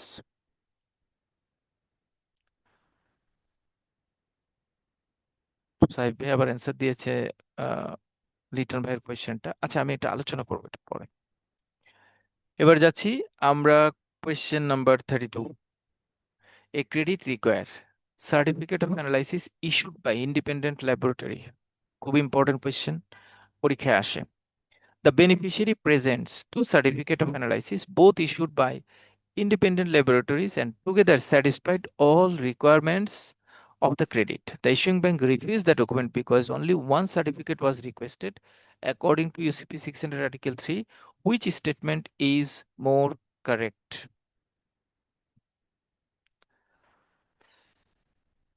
এখানে দুইটা জিনিসকে একত্রে অ্যাড করা হয়েছে, একটা হচ্ছে ইন্ডিপেন্ডেন্ট, আবার আরেকটা হচ্ছে certificate of analysis issued by independent laboratories. The beneficiary a credit requires certificate of analysis issued by a independent laboratory. Independent laboratory বলছে সিঙ্গেল একটা এন্টিটি। এখন আমি যদি এলসিতে এটাকে ডাবল এন্টিটি হিসেবে ঠিক করে দুইটা সার্টিফিকেট দিই দুটো এন্টিটির, তাহলে এটা রঙের কোনো কিছু নাই। সেই কথাটাকে দিয়েছে এখানে যে the beneficiary presented two certificates of analysis, both issued by independent laboratories and together satisfied all requirement of the credit. এটা হচ্ছে ইম্পর্টেন্ট। ক্রেডিটের সকল রিকোয়ারমেন্টটাও ঠিকঠাকভাবে সে ফিল আপ করেছে। সো 32 এর অ্যান্সার হচ্ছে C. The presentation complied because words in the singular include in words unless the context of the others. 33. A documentary credit issued by Global Trade Bank, Frankfurt branch. The credit is available by negotiation with any branch of Global Trade Bank. Okay. The beneficiary present complying presentation to Global Trade Bank by which negotiate the document. The applicant later allies that the negotiation is invalid because both branches belongs to the same bank. According to Article 3, UCP 600, which statement is more appropriate? প্রথম কথা, দুইটা same bank না, কারণ দুইটা দুই কান্ট্রিতে হওয়ার কারণে এটা আলাদা এন্টিটি হিসেবে নিজেদেরকে শো করেছে। The Dubai branch is regarded as a separate bank from the Frankfurt branch for the purpose of UCP 600 and therefore the negotiation is valid. Question number 34. আস্তে আস্তে কোয়েশ্চেনগুলো একটু বড় হচ্ছে। A documentary credit require inspection certificate issued by an independent inspection company. The beneficiary present an inspection certificate issued by Quality Inspection Limited, an inspection company. The certificate does not say that the company is independent.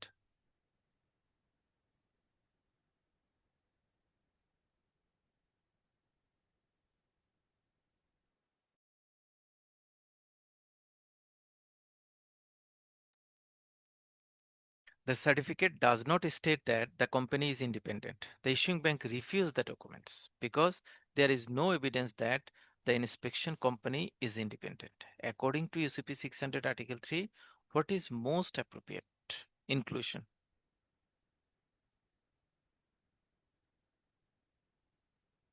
Normally আমি যদি এটা refuse করতে চাই সেটা accurate হবে না, কারণ independent ওয়ার্ডটা মেনশন করতে হবে না। আমরা জানি ইন্ডিপেন্ডেন্ট মিন্স আসলে বোঝানো হয় বেনিফিশিয়ারি ছাড়া অন্য যে কোনো অথরিটি ডকুমেন্ট ইস্যু করবে সেটাই মিন করে।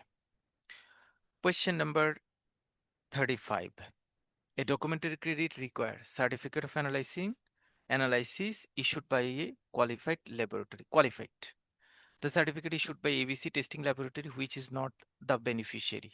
The certificate contain no statement indicating that the laboratory is qualified. Again, the issuing bank refuses the presentation according to Article 3. Which one is best answer? এটাও রিফিউজ করা যাবে না, কারণ কোয়ালিফাইড ওয়ার্ডটা থাকতে হবে না। এটা যেহেতু বেনিফিশিয়ারি ছাড়া অন্য কেউ ইস্যু করেছে, so it is acceptable. Question number 36. A documentary credit require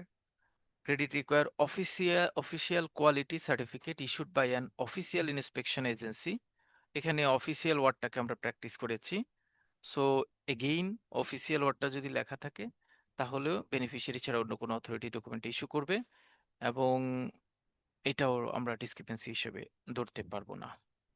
So the presentation is discrepant because Article 3 specifically exclude the beneficiary from issuing document described by terms such as official. তাহলে এখানে আমরা ক্রেডিটের requirement দিয়েছি যে official quality certificate issued করবে an official inspection agency, so beneficiary ছাড়া অন্য কেউ ইস্যু করবে। Due to an operational delay the beneficiary prepare and sign its own quality certificate. এখানে বেনিফিশিয়ারি ইস্যু করে দিয়েছে সার্টিফিকেট, তাহলে বেনিফিশিয়ারি যদি ইস্যু করে তাহলে ডেফিনেটলি বেনিফিশিয়ারির সার্টিফিকেট ইস্যু করতে পারে না, যেহেতু এখানে অফিসিয়াল নামক ওয়ার্ডটা অ্যাড করা আছে। সো বেনিফিশিয়ারি যেহেতু ইস্যু করেছে, that will be treated as refused document, এবং এটা হচ্ছে একটা valid discrepancy.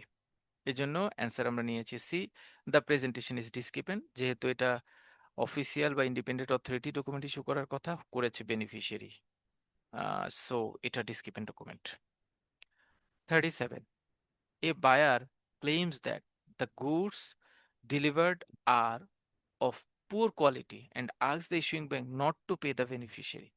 The beneficiary presents document that fully complied with the credit. Credit কার সাথে কমপ্লাইট হলে আমি এটা পেমেন্ট করে দিব, সো এটা রিফিউজ করার কোনো সুযোগ নাই, কারণ ব্যাংক গুডস নিয়ে ডিল করে না, ব্যাংক ডকুমেন্ট নিয়ে গুডস ডিল করে। So honour the complying presentation.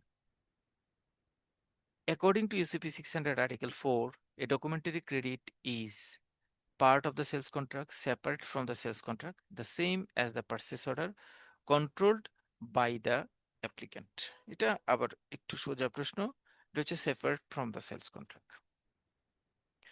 এটা আর্টিকেল 4 এবং 5 থেকে আপনাদেরকে প্রশ্নগুলি করা। 39. A documentary credit states issued under sales contract নং এত। একটা ডকুমেন্টারি ক্রেডিটে বলা আছে যে সেটা সেলস কন্ট্রাক্ট নাম্বার 2026-15 ইস্যু হয়েছে। What is the bank's responsibility? ব্যাংকের এখন রেসপন্সিবিলিটিটা কি? Check whether the sales contract have been performed, examine only the documents required by the credit, verify the quality of the goods। বোঝা যাচ্ছে যে আমি sales কন্ট্রাক্টের নাম বলি, যা যেভাবেই আপনাকে লোভে ফেলানো হোক না কেন, আমরা জানি যে এলসি ইস্যু হয়ে যাওয়ার পর অন্য জায়গাগুলির আর কোনো দাম নাই। সো আমি এখানে আসলে সেলস কন্ট্রাক্টের জায়গার দিকে ফিরে তাকানোর কোনো সুযোগ নাই। সো 39 এর অ্যান্সার হচ্ছে B. 40. Who is responsible for resolving disputes about the sales contract? Sales কন্ট্রাক্টের ডিসপিউট হলে সেটা রিসলভ করার দায়িত্ব কার? এটা buyer and seller. Issuing bank এখানে না কি গলাবে না, কারণ issuing bank is non the authority to process or dispute or create any adjustment between applicant and beneficiary regarding sales contract। কোনো ধরনের কোনো কিছুর সাথে তার ইনভলভমেন্ট নাই, সে শুধু লেটার অফ ক্রেডিট ইস্যু করেছে, সেটার আন্ডারটেকিং দিয়ে সে কাজ করবে। 41. Which statement best describe the role of banks under Article 4? Article 4 অনুযায়ী ব্যাংকের বেস্ট রোল হচ্ছে কোনটা দিয়ে কভার করা হয়? Bank deal with documents not contracts or goods. Zakir ভাই, এটা আর্টিকেল 5 হবে না? Article bank deals with documents not contract, আমরা বলার চেষ্টা করছি যে আর্টিকেল 5 হলে হতো। কেউ কি আমাকে বলবেন যে আমার কোয়েশ্চেনটা ভুল আছে কিনা? ঠিক আছে না ভুল আছে? ভাইয়া জি যেটা জি। বললো, ভাইয়া যেটা বললো যে এটা আর্টিকেল 5 হলে হওয়ার কথা, আমি হয়তো এরর হয়েছে। অন্য সবাই কি মনে করছেন যে এরর হয়েছে? মানে জি, আর্টিকেল 5 বলা আছে যে bank deal with documents not good service performance. Okay, আর আর্টিকেল 4 এ কি বলা হয়েছে? আর্টিকেল 4 এ বলা হয়েছে যে লেটার অফ ক্রেডিট এবং কন্ট্রাক্ট একটা আরেকটার সাথে রিলেটেড না, ইন্ডিপেন্ডেন্ট সেপারেট আন্ডারটেকিং। কন্ট্রাক্টের উপর বেস করে যদি আমি কোনো এলসি করি, তাহলে কন্ট্রাক্টের পরে এলসি করার পরে এলসি কে আর কন্ট্রাক্টের সাথে আমি কোনো অ্যালাইনমেন্ট করতে পারবো না, রাইট? ঠিক আছে না? সো জি ভাই। সো আমি বলার চেষ্টা করছি কোয়েশ্চেন ইজ কারেক্ট। এটা ভালো কোয়েশ্চেন, কোয়েশ্চেনটা আসছে যেটা, এটা ভালো কোয়েশ্চেন। কোয়েশ্চেন ইজ কারেক্ট কোন সেন্সে? কারণ আমি একটু সেন্সটা মানে ঘুরাবো। যদি লাইনটা দেখেন, আপনারা কিন্তু একটা লাইন শুরু থেকে সিরিসিএস পরীক্ষার জন্য এটা খুব ইম্পর্ট্যান্ট। শুরুর ওয়ার্ডটা দেখে লাইনটা পড়তে শুরু করলে, এটা আপনার পরিচিত লাইন দেখে পুরো লাইনটা পড়া থেকে বিরত থাকা যাবে না।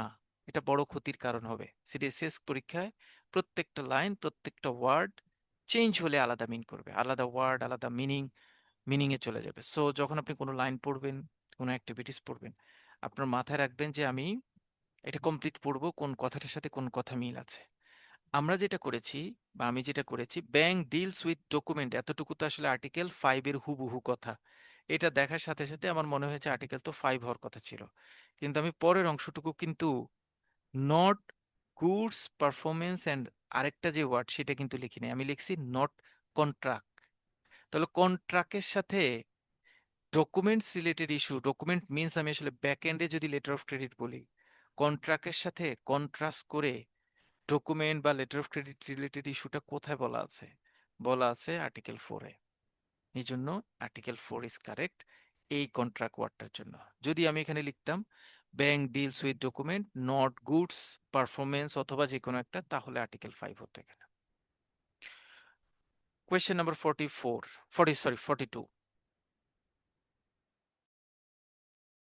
The applicant claims the seller delivered fewer goods than agreed in the contract. The document fully complied with the credit. According to Article 4, the bank should pay করে দিবে।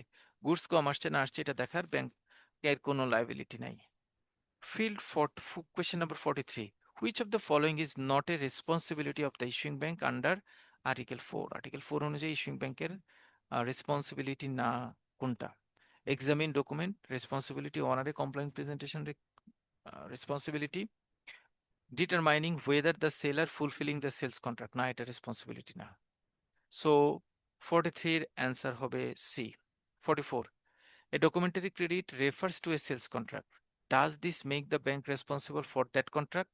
না, ডকুমেন্টারি ক্রেডিট একটা সেলস কন্ট্রাক্টকে রেফার করে, ওটা আগে refer হওয়া পর্যন্তই শেষ, তারপরের অংশটুকু ইটসেলফ ডকুমেন্টারি ক্রেডিট ডিল করবে। No, the bank is not bound by the contract.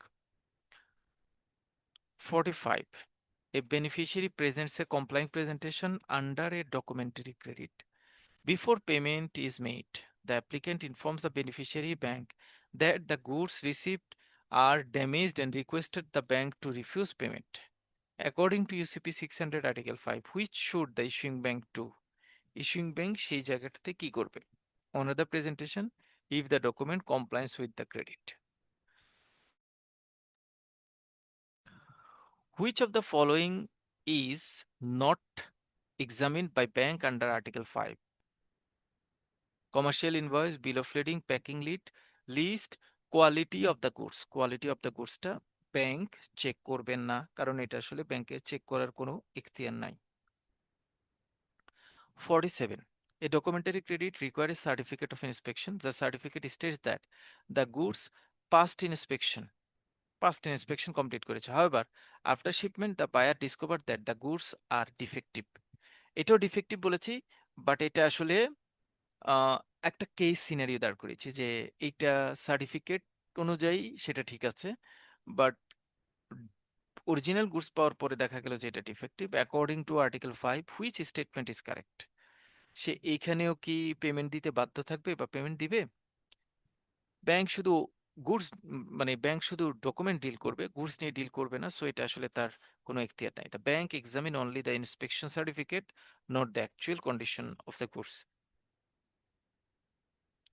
48. Which statement best describe the responsibility of a bank under UCP 600 Article 5? Article 5 অনুযায়ী ব্যাংকের সবচেয়ে স্ট্রং রেসপন্সিবিলিটি কি? Bank deals with documents rather than goods, service and performance. দেখেন এইটা article 5 এর সাথে আমি add করেছি।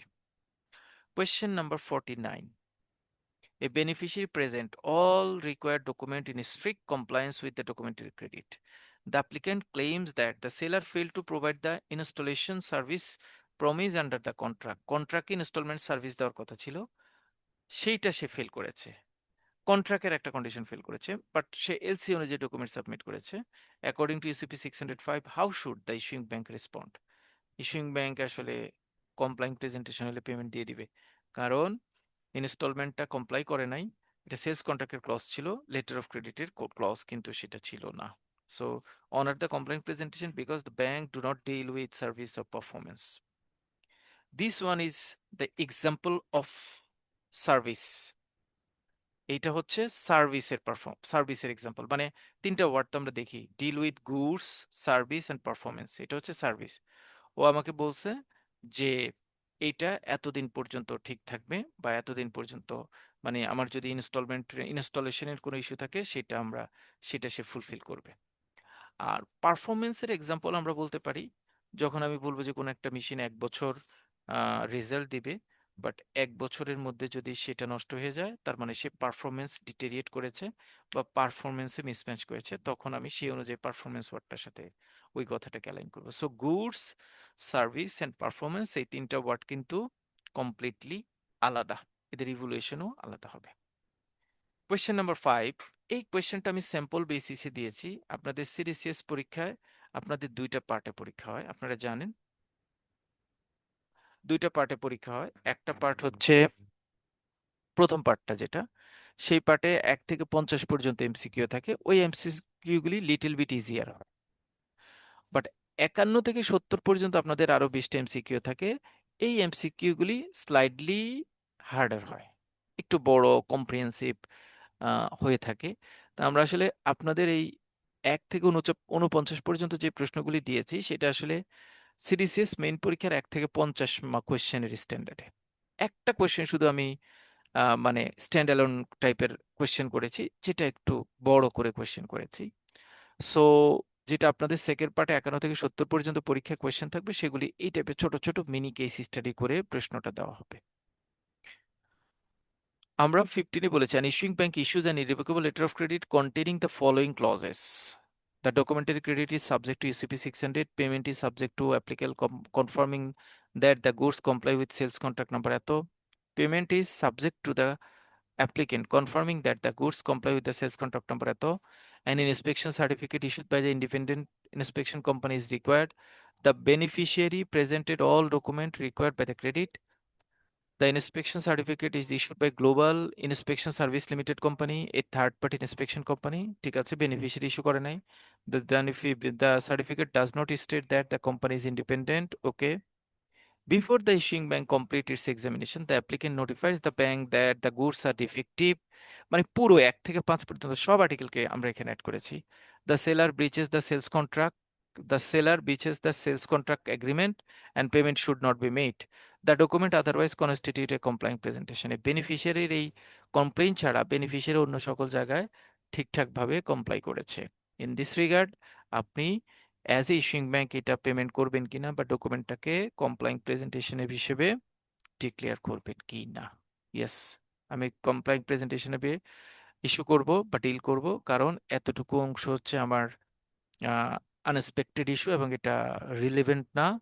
কারণ আমি শুধু গুডস নিয়ে ডিল করব না, আমি শুধু ডকুমেন্ট নিয়ে ডিল করবো, অর্থাৎ আর্টিকেল 5 কে কমপ্লাই করলাম, এই দিকের অংশটুকু আর্টিকেল 2, 3, 4, 1 সকল কিছুকে কমপ্লাই করে ফাইনালি আমি দেখলাম যে এটার অ্যান্সার হচ্ছে সি। আপনারা দেখেছেন যে যাদের কোনো কনফিউশন থাকলে আমরা অ্যান্সার শিটটা দিয়েছি একদম কোয়েশ্চেনের সাথে সাথে নিচে, এবং এখানে প্রত্যেকটা কোয়েশ্চেনের এক্সপ্লেনেশনটা দিয়েছি এবং তার পাশাপাশি রেফারেন্স আর্টিকেলটাও দিয়েছি। So it's a very powerful synopsis for go through your preparation, এবং এটার মার্কসটা ইভ্যালুয়েট করলে খুব সহজে বুঝতে পারবেন যে আপনি আর্টিকেলগুলিকে ঠিকঠাকভাবে বুঝতে পেরেছেন কিনা। মানে আমি আসলে এই কোয়েশ্চেনটা পুরোটাই হাইলাইটেড করেছি আর্টিকেলের উপর, আর্টিকেলটা আপনি বুঝতে পেরেছেন কিনা। In further exam and other process সামনে থেকে আমরা আস্তে আস্তে স্লাইডলি আর্টিকেল বোঝার পাশাপাশি আর্টিকেলের বাহিরের কোনো ইন্টেলেকচুয়াল কেসে ওই আর্টিকেলের ইমপ্লিমেন্টেশনটা আপনি ঠিকঠাক করতে পারছেন কিনা আমরা কোয়েশ্চেনে সেইটাকে আস্তে আস্তে ইভ্যালুয়েট করব। সো গ্র্যাজুয়ালি আমাদের পরের কোয়েশ্চেনগুলি আমরা ওই আর্টিকেল বুঝে আপনি অন্য কোনো কেস সিনারিও দাঁড় করালে আপনি সেটা বুঝতে পারছেন কিনা, সেখানে অ্যান্সার দিতে পারছেন কিনা সেই টেস্টিংটা গ্র্যাজুয়ালি করব। That's all about our question session. আমরা কোয়েশ্চেন সেশনের পরে বলবো কোয়েশ্চেন সেশনটা আমাদের কমপ্লিট। আমরা কোয়েশ্চেন সেশনের পরে আমাদের আর্টিকেল 9 নিয়ে আলোচনা করার কথা, আমরা আলোচনা করব আর্টিকেল 9 নিয়ে। জি, কারো কোনো ভাইয়া কোয়েশ্চেন থাকলে একটা বলেন। জি একটু বলতাম, সেটা হচ্ছে payment is subject to applicant confirming that the goods comply with sales contract, এই জিনিসটা দিয়ে কি বুঝাতে যাচ্ছেন? লাস্টের কোয়েশ্চেনটায় last question payment is subject to applicant confirming that the goods comply with sales contract number এত। আচ্ছা, এটা প্রথমে দেখেন, an issuing bank issues an irrevocable documentary credit containing the following clause. Letter of তার মানে এই ক্রেডিটে ক্লাসটা দিচ্ছে এই ভিতরে। ক্লজটা ছিল। ওকে, এখন লেটার অফ ক্রেডিটে আমি এই ক্লজটা দিতে পারি কিনা, যে payment is subject to applicant confirming that the goods comply with the sales contract number এত। এটা আমরা একটা এলসির কন্ডিশন দিতে পারি কিনা, পারি। আমরা সবাই লিখি এলসিতে কোনো এলসি, কারণ এলসিতে তো আপনি যে প্রোফর্মা ইনভয়েস বা সেলস কন্ট্রাক্টের এগেইনস্টে এলসিটা ওপেন করেছেন সেই রেফারেন্স নাম্বারটা তো থাকতেই হবে এলসিতে, না হলে আপনি ওকে, কোন পিআই এর আন্ডারে এটা করেছেন সেটা তো বোঝা যাবে না। সো এইখানে এই ক্লজটা আমি আসলে যে সেলস কন্ট্রাক্টের আন্ডারে লেটার অফ ক্রেডিটটা করেছি সেইটার সেলফ ডিক্লারেশনটা আমি এনশিওর করেছি, আর কিছু না। কিন্তু এখানে শব্দটা আবার পেমেন্ট, আমরা তো ইউজুয়ালি বলি যে ওই মানে পিআইটা ফলো করার জন্য হুম শিপমেন্টের ক্ষেত্রে ঠিক আছে, গুডস এর হুম ডেসক্রিপশনের ক্ষেত্রে এটা, যেখানে শব্দটা উচ্চারণ করা হয়েছে পেমেন্ট, আবার সাবসিকুয়েন্টলি ও কমপ্লেন লস করছে যে গুডস এর কোয়ালিটি খারাপ। হুম। এখন শব্দটা পেমেন্ট দেওয়াতে আমার কাছে কনফিউশনটা তৈরি হচ্ছে আর কি। আচ্ছা, আমরা না ইউজুয়ালি যে এলসি গুলো তৈরি করি, আমাদের কোনো এলসিতে কিন্তু আমরা ওই যে 45-এ বলি দিই না যে পেমেন্টের কথা, সবসময় রেফারেন্স দিই, পি এর কথা বা সেলস কন্ট্রাক্টের কথা রেফারেন্স দিই, কিন্তু পেমেন্টের কথা এইভাবে বলি না আর কি। কিন্তু এখানে তো বলা, একটু আচ্ছা, প্লিজ ব্যাখ্যা করবেন। এটা তো আমি আপনাকে মানে একটা গুগলি দিয়েছি, হ্যাঁ আমি তো আপনাকে এটাকে এখানে একটা গুগলি দিয়েছি, যে এই গুগলি দিয়েছি মানে হচ্ছে আমি কিন্তু এই লাইনটার সাথে আপনি বলার চেষ্টা করছেন যে the goods is defective, so এই অনুযায়ী তো ইস্যুইং ব্যাংক পেমেন্টটা আটকাইতে পারে, তাই না? আমি কিন্তু আপনাকে রাইট, এইখানে আবার এসে বলছি the document otherwise constitute A complying presentation. So issuing ব্যাংকের কাছে আচ্ছা, যখন কমপ্লাইং প্রেজেন্টেশন হয়ে যায়, তার মানে এর আগের কোনো কিছুকে আমি আর কনসিডার করব না, এটা হচ্ছে আমার রুল অফ থাম। এই রুল অফ থামের উপর বেস করে আমি অ্যান্সারটা সি দিয়ে দিয়েছি। বুঝতে পারছি, ঠিক বুঝতে আছে, পারছি। যদি কারণ হচ্ছে payment is subject to the applicant confirming that the goods comply with sales contract number এত। ডেফিনেটলি আমি দেখেছি যে গুডসটা সেলস কন্ট্রাক্টে যে গুডসের কথা বলা আছে সেই গুডসই আসছে, সেই গুডসের কথাই ডকুমেন্টে লেখা আছে, এই জন্য আমি দেখেছি যে ওটা কমপ্লাই করেছে। এখন বেনিফিশিয়ারি অ্যাপ্লিকেন্ট বলছে যে গুডসটা ডিফেক্টিভ, সো ডিফেক্টিভ সে বললে ডিফেক্টিভের কথাটা তো আমার সেলস কন্ট্রাক্টে লেখা ছিল না, সেলস কন্ট্রাক্টে যা লেখা ছিল সেই অনুযায়ী ডকুমেন্ট সাবমিট করেছে। সো ডকুমেন্ট কমপ্লাইং প্রেজেন্টেশন আমি এলসির পেমেন্টটা এক্সিকিউট করব।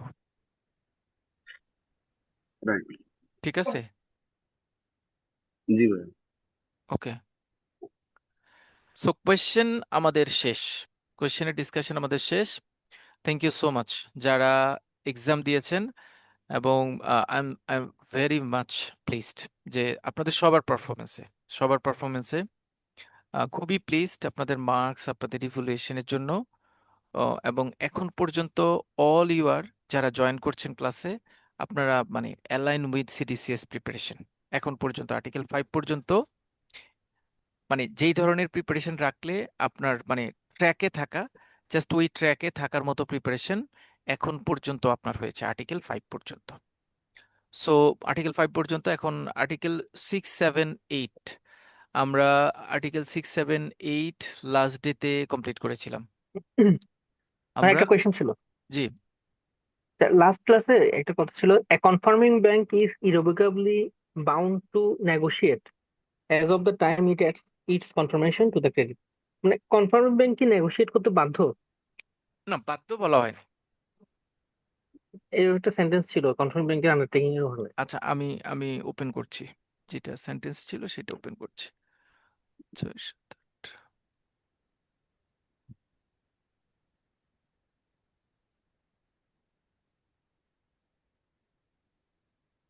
আজকে আমাদের 9, 10, তাই না? 9, 10।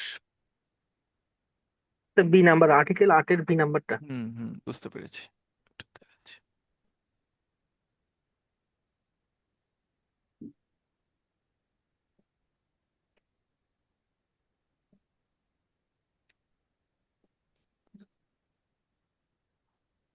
ভাইয়া এখানে আমি কি একটু কথা বলতে পারি? জি জি, শিওর শিওর।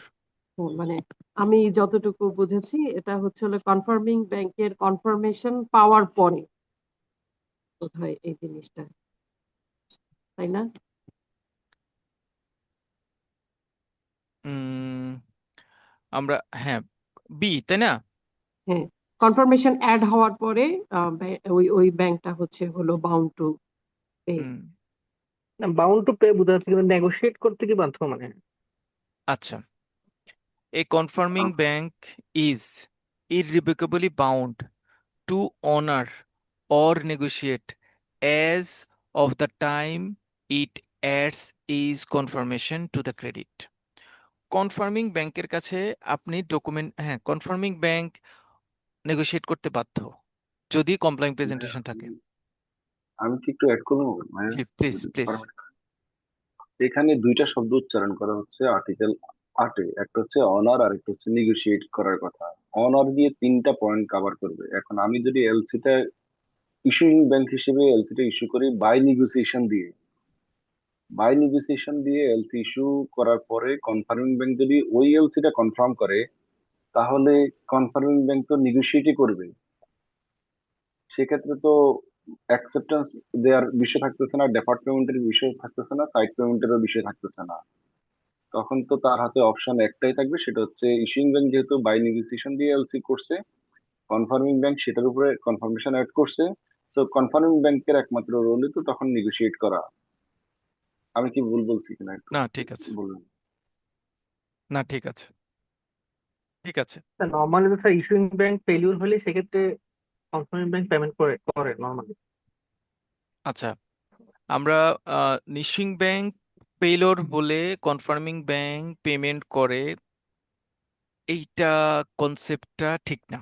হ্যাঁ, কনসেপ্টটা হচ্ছে কনসেপ্টটা হচ্ছে কনফার্মিং ব্যাংক যখন কোন একটা এলসিতে থাকবে, সেই কনফার্মিং ব্যাংক আন্ডারটেকিং আসলে দেয় যে তুমি আমার কাছে ডকুমেন্ট, কারণ কনফার্মিং ব্যাংকের রোলটা কিন্তু আগে আসে, কনফার্মিং ব্যাংকের রোলটা কিন্তু আসবে আগে, আর ইস্যুইং ব্যাংক বা অন্যান্যদের রোলটা আসবে পরে। ইস্যুইং ব্যাংকের রোলটা আসবে পরে। লেটার অফ ক্রেডিটের ক্ষেত্রে যখন কেউ কোনো ব্যাংক কনফার্মেশনটা অ্যাড করে, যদি কোনো ব্যাংক কনফার্মেশনটা অ্যাড করে, তাহলে সেই কনফার্মিং ব্যাংক প্রথমে প্রথমে ডকুমেন্টটা কনফার্মিং ব্যাংকে সাবমিট করতে হবে প্রথমে।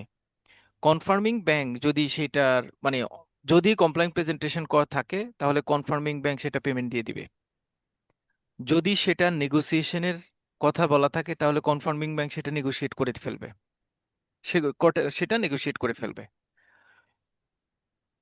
এখন কথা হচ্ছে, যদি ডকুমেন্টটা কি আগে ইস্যুইং ব্যাংকে আসে তারপরে কনফার্মিং ব্যাংকে যায়? না, ডকুমেন্টটা আগে কনফার্মিং ব্যাংকে আসবে, তারপরে ইস্যুইং ব্যাংকে আসবে।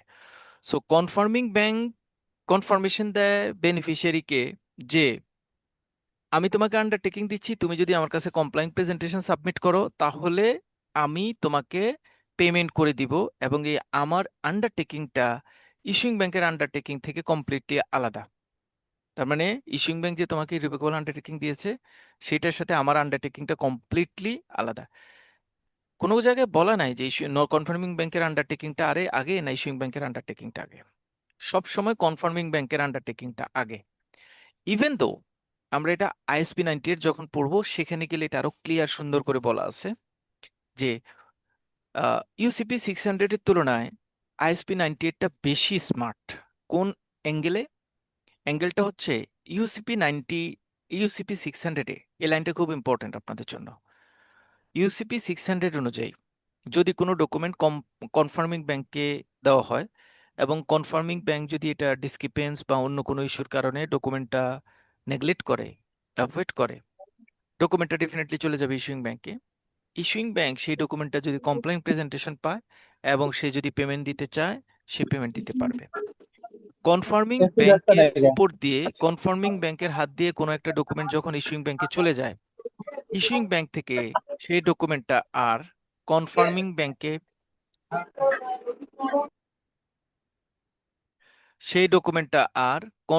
ব্যাংকে ব্যাক হওয়ার কোনো সুযোগ নাই, কখনো সুযোগ নাই। যে ইস্যুইং কনফার্মিং ব্যাংক কোনোটা রিফিউজ করেছে, ইস্যুইং ব্যাংকে গিয়েছে, ইস্যুইং ব্যাংক আবার সেটা পেমেন্ট দেওয়া বা অন্য কোনো কারণে কনফার্মিং ব্যাংকের কাছে দিবে, এটা দেওয়ার কোনো সুযোগ ইউসিপি 600 রাখে নাই, এলসিতে করা যায় না। বাট আইএসপি 98 এই সুযোগটা রেখেছে যে কোনো কারণে কনফার্মিং ব্যাংকের document miss allocated document issuing ব্যাংকে গেলে ইস্যুইং ব্যাংক সেটা পেমেন্ট দিতে পারে যদি তার কাছে কমপ্লাইং মনে হয়। আবার ইস্যুইং ব্যাংক রিফিউজ করেছে এমন ডকুমেন্ট কনফার্মিং ব্যাংকে আসলে সে পেমেন্ট দিতে পারে। এটা আইএসপি 98 অ্যালাউ করেছে, বাট ইউসিপি 600 এটাকে অ্যালাউ করেনি। এখন আমাদের এখানে যে কথাটা বলা আছে যে confirming bank is bound to honour or negotiate. আমি যদি কনফার্মিং ব্যাংক ক্রিয়েট করলাম, বাই নেগোসিয়েশন দিলাম, অথবা কনফার্মিং ব্যাংক ক্রিয়েট করলাম, বাই পেমেন্ট দিলাম। কনফার্মিং ব্যাংকের কাছে যদি বাই নেগোসিয়েশন দিয়ে কোনো ডকুমেন্ট বেনিফিশিয়ারি সাবমিট করে এবং সেটা যদি কমপ্লাইং প্রেজেন্টেশন হয়, সে সেই ডকুমেন্টটা নেগোশিয়েট করতে বাধ্য। সে কনফার্মেশন দিয়েছে, সে ডকুমেন্টটা নেগোশিয়েট করতে বাধ্য। এখন কেন বাধ্য? কারণ সে তো ইররিভোকেবল আন্ডারটেকিং দিয়েছে, সে উইদাউট রিকোর্সের আন্ডারটেকিং এর মধ্যে আছে, সো সে বাধ্য সে পেমেন্টটা দিতে, সে নেগোশিয়েটটা করতে। এখন কথা হচ্ছে একটু আগে যিনি ভাইয়া বললেন যে সে তো পেমেন্ট দিবেই, সো এটা তো নেগোশিয়েট হয়ে গেল, এটাতে আর কি সমস্যা? নেগোসিয়েশন করা বা অন্য কোনো জায়গার মধ্যে সমস্যা কি? সমস্যা ছোট একটা সমস্যা আছে, সেটা হচ্ছে আমি ডকুমেন্টটা নেগোশিয়েট করে পেমেন্ট দিয়ে দিলাম, এবং আমি যদি নেগোসিয়েশন করি ডেফিনেটলি সেখানে আমি ওই নেগোসিয়েশন পিরিয়ডের জন্য একটা ইন্টারেস্ট অ্যাভেল করার স্কোপ আছে আমার as a confirming bank. But আমি যদি পেমেন্ট করি, হ্যাঁ, confirming presentation as a confirming bank আমি আমার আন্ডারটেকিং এ বলে যদি আমি পেমেন্ট করি, তাহলে এই পেমেন্টের এগেনস্টে কিন্তু আমি কোনো ইন্টারেস্ট ক্লেম করতে পারবো না, ইন্টারেস্ট নিতে পারবো না। কিন্তু আমি যদি নেগোশিয়েট করি তাহলে আমি বলবো যে এতদিনের জন্য নেগোশিয়েট করছি, সো আমি তোমাকে তুমি আমাকে এই এতদিনের জন্য এটার পেমেন্টটা দিয়ে দিবা তুমি আমাকে। হ্যাঁ, যদি আমি ইস্যুইং ব্যাংকের কাছ থেকে না পাই তাহলে তোমার কাছ থেকে আমি এটা রিটার্ন চাইবো না, এটা ঠিক আছে। বাট আমি নেগোশিয়েট করে দিচ্ছি, এবং নেগোশিয়েট করার ক্ষেত্রে তখন একটা ইন্টারেস্ট পাওয়ার ইস্যুটা আছে। এই ইন্টারেস্টের ইস্যুটাই আসলে পেমেন্ট আর নেগোসিয়েশনের মধ্যে কনফার্মিং ব্যাংকে একটা ডিফারেন্স ক্রিয়েট করে। আদারওয়াইজ এই দুইটার মধ্যে কোনো ধরনের ডিফারেন্স আমরা দেখি না বা পাই না, পাওয়ার কোনো সুযোগ নাই।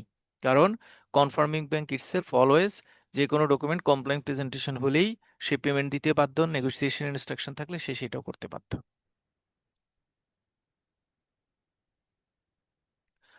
ওকে, আমরা মুভ করব আমরা আমরা মুভ করব আর্টিকেল নাম্বার 9। আর্টিকেল নাম্বার 9, আপনাদের কোনো অসুবিধা নাই তো আমরা যদি ক্লাসটা একটু লম্বা করি? কোনো অসুবিধা আছে? নো স্যার, নো ওকে, স্যার। আচ্ছা, তাহলে আর কারো কোনো প্রশ্ন আছে? জি স্যার, আমাকে একটু মানে ডক্টরের কাছে যেতে হবে তো। আচ্ছা ঠিক আছে, আপনি তাহলে আপনি লিভ নেন, আমরা রেকর্ডিং এ তো থাকবে, আপনি রেকর্ডিংটা দিয়ে মোটামুটি এনশিওর হবেন। অথবা নেক্সট ক্লাসে কোনো কোয়েশ্চেন থাকলে আপনি সেখানে কোয়েশ্চেন করতে পারবেন ইনশাল্লাহ। ওকে, আমরা শুরু করি। আমরা জানি অলমোস্ট ক্রেডিট অ্যাডভাইজিং ব্যাংক নিয়ে আমরা ডিটেইল আলোচনা করেছি, তারপরও একটু আলোচনা করছি। Article number 9, advising of A credit and amendment. A credit and an amendment may be advised to a beneficiary through an advising bank. May be advice. একটা advising ব্যাংকের মাধ্যমে এলসিটা বেনিফিশিয়ারির কাছে পাঠানো মাস্ট না, কিন্তু তার মানে সবসময় অ্যাডভাইজিং ব্যাংকের মাধ্যমেই পাঠাতে হবে এমন কোনো কথা নাই।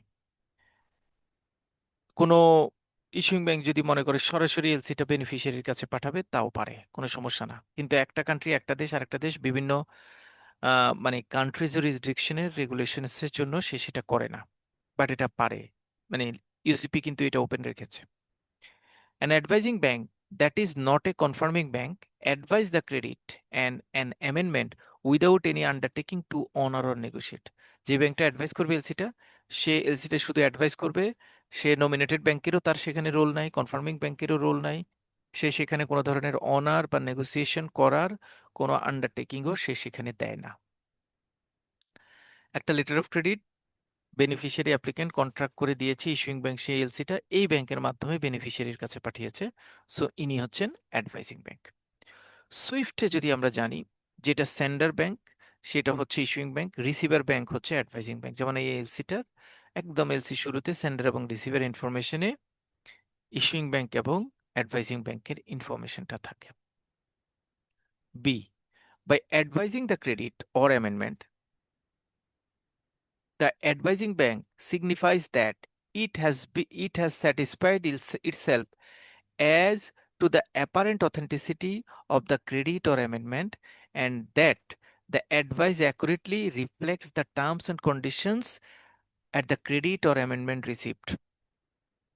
মানে আর্টিকেল 9-এ সবচেয়ে ইম্পর্টেন্ট কথা, সবচেয়ে important, by advising the credit or amendment, the advising bank যখন ক্রেডিট আগের ক্লজ অনুযায়ী কাউকে অ্যাডভাইস করতে বলা হয়েছে, নমিনেটেড করা হয়েছে, তিনি সেই এলসিটা অ্যাডভাইস করতে গেলে তিনি কি দেখবেন? The advising bank signifies that it has satisfied itself, আমি নিজে দেখে সন্তুষ্ট হবে, to the apparent authenticity of the credit or amendment. Apparent authenticity মানে হচ্ছে এক নাগারে, মানে এক চোখে বা একবারে, হ্যাঁ, অথবা যেটাকে অ্যাট এ নাটশেলে বলতে পারি, অ্যাট এ সামারি বেসিসে, এক পলকে পুরো এলসিটা দেখবে, দেখে সে দেখবে যে এইটার টার্মস অ্যান্ড কন্ডিশনস গুলি ঠিকঠাক আছে কিনা, তার কান্ট্রি রেগুলেশনস অথবা সে যে আরএমএ প্রসেসের মাধ্যমে ইস্যুইং ব্যাংকের সাথে আরএমএ করেছে সেই প্রসেস অনুযায়ী ঠিকঠাক আছে কিনা, কান্ট্রি ল এবং রেগুলেশনস কমপ্লায়েন্স এবং আরএমএ রিলেটেড ইস্যুতে যেভাবে এলসি রিফ্লেক্ট হওয়ার কথা সেভাবে রিফ্লেক্ট হয়েছে কিনা, এইটা হচ্ছে অ্যাপারেন্ট অথেন্টিসিটি চেক করা। অ্যাপারেন্ট কথাটা মানে হচ্ছে আনুমানিক, মানে ভাষা ভাষা, মানে এক নজরে দেখা সব ঠিকঠাক আছে কিনা, মানে ম্যাটিকুলাসলি না চেক করা, ভাষা ভাষা সব ঠিকঠাক করা আছে কিনা। তাহলে সে অ্যাপারেন্ট অথেন্টিসিটি দেখবে ক্রেডিটের, তারপরে সে সেই ক্রেডিটটা অ্যাডভাইস করবে।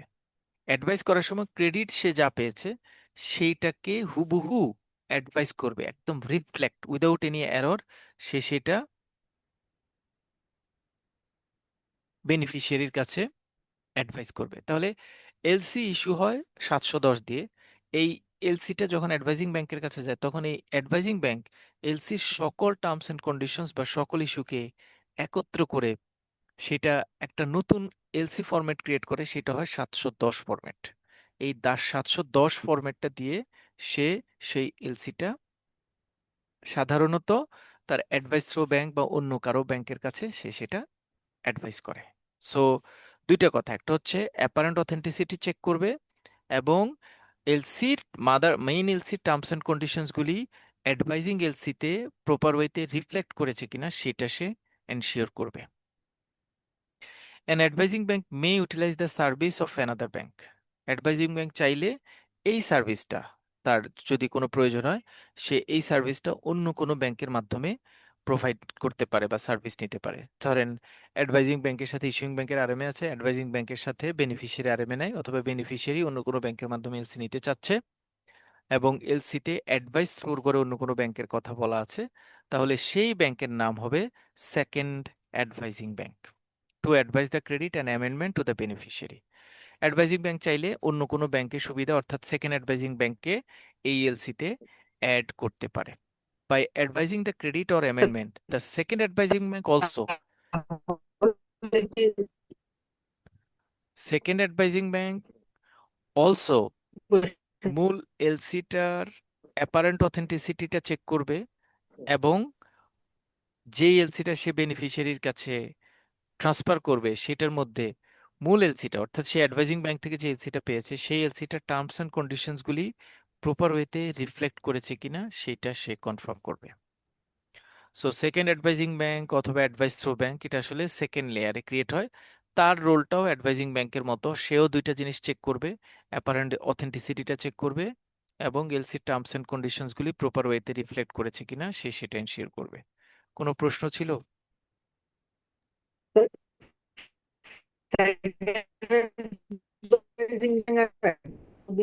একই মানে একই বুঝাচ্ছে, দুইটা কি একই? প্রশ্নটা ক্লিয়ার মনে হয়, আমি শুনতে পাইনি, অন্যরা শুনতে পেয়েছেন কিনা? স্যার আবার অ্যাডভাইজিং ব্যাংক আর সেকেন্ড অ্যাডভাইজিং ব্যাংক কি একই, মানে অ্যাডভাইস থ্রো ব্যাংক আর সেকেন্ড অ্যাডভাইজিং ব্যাংক কি একই? হ্যাঁ, অ্যাডভাইস থ্রু ব্যাংক আর সেকেন্ড অ্যাডভাইজিং ব্যাংক একই। অ্যাডভাইস থ্রু ব্যাংক এবং সেকেন্ড অ্যাডভাইজিং ব্যাংক একই। একই বুঝাচ্ছে না, আচ্ছা thank When no RMA, relationship management applicable with beneficiary bank, then second advising bank will act. যখন আমরা জানি অ্যাপ্লিকেন্ট সেন্ডার ইস্যুইং ব্যাংকের কাছে পাঠায়, ইস্যুইং ব্যাংক সেই এলসিটা রিসিভ করে MT700 মাধ্যমে, এই যে রিসিভার, তারপরে তিনি আবার এই এলসিটা অ্যাডভাইস থ্রো ব্যাংক হিসেবে সেই এলসিটা বেনিফিশিয়ারির কাছে সেন্ড করে। A bank utilizing the service of an advising bank or second advising bank to advise a credit must use the same bank to advise any amendment. কোনো LC আমি যে ব্যাংকের মাধ্যমে advice করব সেই এলসি রিলেটেড কোনো amendment যদি create হয় বা কোনো মেসেজ, ফার্দার কোনো মেসেজ যদি ক্রিয়েট হয়, সেই মেসেজগুলি ওই ব্যাংকের মাধ্যমেই যেতে হবে, ওই ব্যাংকের মাধ্যমেই যেতে হবে।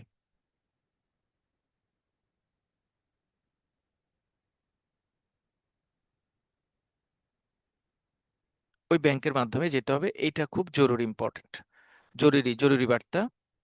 সো যে ব্যাংকের মাধ্যমে আমি এলসিটা পাঠাবো সেই ব্যাংকের মাধ্যমেই আমি লেটার অফ ক্রেডিটের ফার্দার কোনো অ্যামেন্ডমেন্ট, কোনো মেসেজ যদি পাঠানোর দরকার হয় সেটা সেই ব্যাংকের মাধ্যমেই পাঠাবো। ধরেন আমি কোনো একটা জায়গায় অ্যাডভাইজিং ব্যাংক অ্যাড করেছি, সেকেন্ড অ্যাডভাইজিং ব্যাংকও আছে, সো আমি ওই এলসিটার পরে যদি কোনো অ্যামেন্ডমেন্ট ক্রিয়েট হয় তাহলে আমি ওই ব্যাংকের মাধ্যমে, ওই অ্যাডভাইজিং ব্যাংকের মাধ্যমে পাঠাবো, অ্যাডভাইজিং ব্যাংক আবার সেকেন্ড অ্যাডভাইজিং ব্যাংকে দিবে, ওই একই প্রসেসে এলসিটা করবে। ই If a bank is requested to advise a credit or amendment but elects not to do so, আমি কোনো একটা ব্যাংকে কোনো একটা এলসি অ্যাডভাইস করার জন্য রিকোয়েস্ট করেছি, but elects not to do so, কিন্তু সে এই কাজটা করতে চাচ্ছে না বা এই নমিনেশনটা সে নিতে চাচ্ছে না, এটা লিখছে but elects not to do so, সে ওই অ্যাডভাইসটা করতে চাচ্ছে না, তাহলে যে ব্যাংকের কাছে আমি রিকোয়েস্ট করেছি সেই ব্যাংকের রেসপন্সিবিলিটি হচ্ছে it must so inform without delay, সে ওই অ্যাডভাইজিং ব্যাংকটা যাকে আমি সিলেক্ট করেছিলাম সে উইদাউট ডিলে যার কাছ থেকে ইনস্ট্রাকশন পেয়েছে তাকে জানাবে the bank from which the credit amendment or advice had been received. তাহলে আমি কোনো একটা ব্যাংকে অ্যাডভাইজিং ব্যাংক রোল প্লে করার জন্য বললাম, অথবা আমি কোনো একটা ব্যাংকে কোনো একটা এলসি অ্যাডভাইস করার জন্য বললাম, অ্যাডভাইস করার জন্য বলা মানে advising bank second advising bank দুইটাকে মিন করছি, সে ওই রোলটা প্লে করতে চাচ্ছে না, তাহলে যার কাছ থেকে সে ইনস্ট্রাকশন বা রিকোয়েস্টটা পেয়েছে তাকে উইদাউট ডিলে সে জানাবে যে আমি এই রোলটা প্লে করতে পারছি না। If a bank requested to advise a credit or amendment but cannot satisfied itself as the apparent authenticity of the credit, কোনো একটা ব্যাংকে আমি একটা এলসি অ্যাডভাইস করতে বললাম, সে এলসিটা চেক করলো, চেক করার পরে অ্যাপারেন্ট অথেন্টিসিটিতে তার কোনো প্রবলেম আছে, ধরেন কোনো ক্লজ, কোনো লেখা, কোনো ওয়ার্ড, কোনো আন্ডারটেকিং, যে কোনো জায়গায় তার কাছে মানে ফ্রুটফুল এবং স্যাটিসফাইড লেভেলে সে অ্যাপারেন্ট অথেন্টিসিটিটাকে পাস করতে পারলো না, তার কাছে অ্যাপারেন্ট অথেন্টিসিটিতে এলসিটা মানে ডিসক্রিপেন্ট মনে হচ্ছে, the amendment or the advice it must so inform without delay the bank from which the instruction appear to have been received. যদি কোনো একটা এলসির অ্যাপারেন্ট অথেন্টিসিটিতে অ্যাডভাইজিং ব্যাংক অথবা সেকেন্ড অ্যাডভাইজিং ব্যাংকের কোনো ধরনের কনফিউশন ক্রিয়েট হয়, তাহলে সে উইদাউট ডিলে যার কাছ থেকে রিকোয়েস্ট পাবে তাকে এই কথাটা জানাবে যে আমি তোমার কাছ থেকে যে এলসিটা পেয়েছি, এটা তো অ্যাপারেন্ট অথেন্টিসিটিতে আমার কাছে একটু প্রবলেম আছে বলে মনে হয়, এটা তাকে জানাবে। পরের লাইনটুকু খুব important. If the advising bank or second advising bank elects nonetheless to advise the credit or amendment, তারপরেও যদি ওই অ্যাডভাইজিং ব্যাংক এবং সেকেন্ড অ্যাডভাইজিং ব্যাংককে ওই এলসিটা ফোর্সফুলি অ্যাডভাইস করতে বলা হয় যে এটাতে তোমার এই সমস্যা দেখছি, এটা তোমার কি, তুমি তো এলসিটা অ্যাডভাইস করে দিবা, এলসি অ্যাডভাইস করে দাও, তোমার এত দেখার এত এত দেখার দরকার কি, অথবা এটার মধ্যে এমন কি আছে যেটাতে তুমি রিস্কে পড়ো, এটা তেমন কিছু না, তুমি এলসিটা অ্যাডভাইস করে দাও। বাট আমার মনের ভিতরে তো খটকা আছে, অ্যাপারেন্ট অথেন্টিসিটিতে আমি তো ফুললি কমপ্লাইট না। যদি এই সিচুয়েশনে আমার কাছে এরকম রিকোয়েস্ট আসে, তাহলে অ্যাডভাইজিং ব্যাংক বা সেকেন্ড অ্যাডভাইজিং ব্যাংক কি করবে?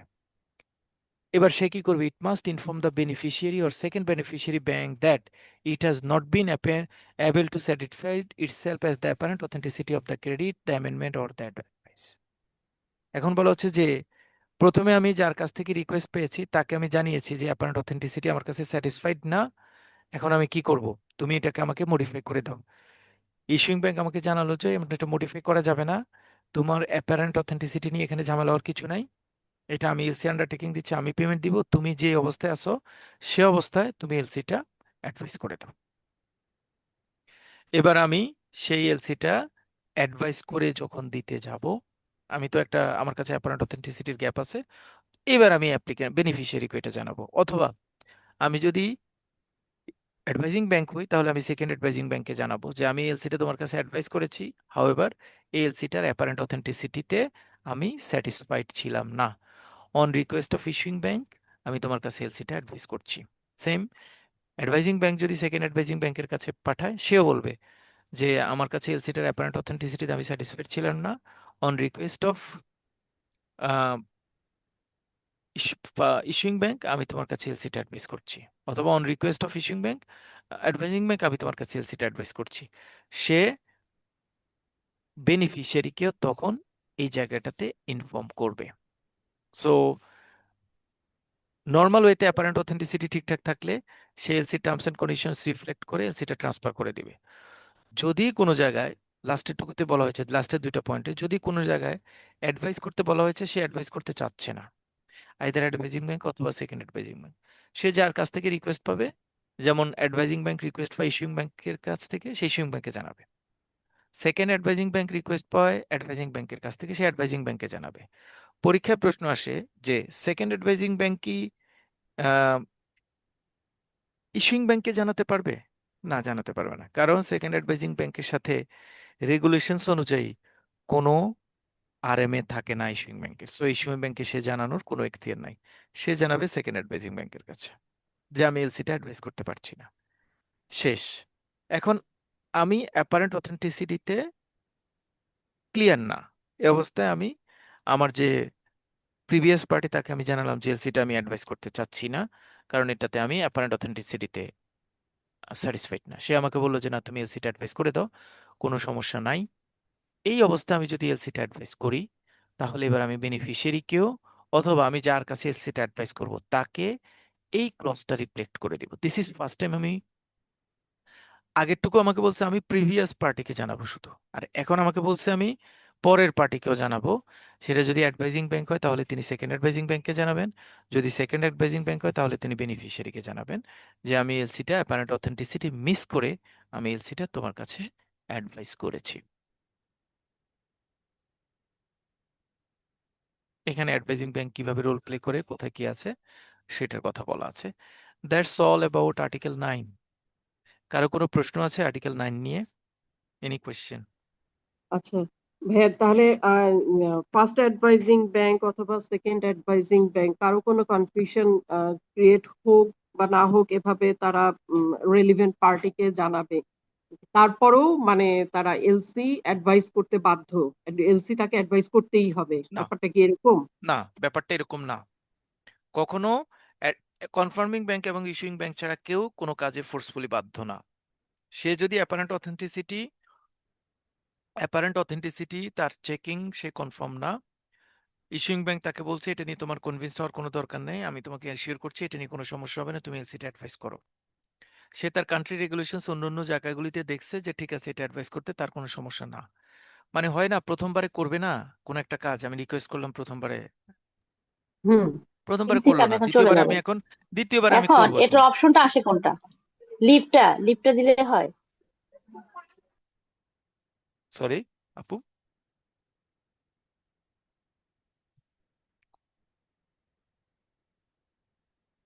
যখন আমি আমি দ্বিতীয়বার যখন কনভিন্সড হলাম যে আমি ঠিক আছে এলসিটা অ্যাডভাইস করব, আমি যখন কনভিন্স হলাম এলসিটা অ্যাডভাইস করব, বাট আমার তো এলসিটার চেকিং এ এটা অ্যাপারেন্ট অথেন্টিসিটি মিসিং, অথবা অ্যাপারেন্ট অথেন্টিসিটি আমি স্যাটিসফাইড না, ওইটাও আমাকে বলছে যে এলসিটা অ্যাডভাইস করে দাও। এখন আমি কনভিন্স, কারণ অ্যাডভাইজিং এর সাথে তো আমার ইন্টারেস্ট ইনকাম এগুলিও জড়িত আছে। এখন আমি কনভিন্স যে না ঠিক আছে আমি এলসিটা অ্যাডভাইস করে দিব। এই অবস্থায় যদি আমি অ্যাপারেন্ট অথেন্টিসিটি মিসিং অবস্থায় যদি আমি এলসিটা অ্যাডভাইস করি, তাহলে আমি সেটা বেনিফিশিয়ারিকে জানাবো। আমার এটা যথেষ্ট এম্পাওয়ার্ড আছে যে ওকে আমি বলবো যে তুমি আমার অ্যাপারেন্ট অথেন্টিসিটি ঠিক না করে দিলে আমি এলসি অ্যাডভাইস করতে পারবো না, করবো না। এই জায়গাটাতে যদি রিজিট থাকি ইস্যুইং ব্যাংক আমাকে ফোর্স করতে পারবে না।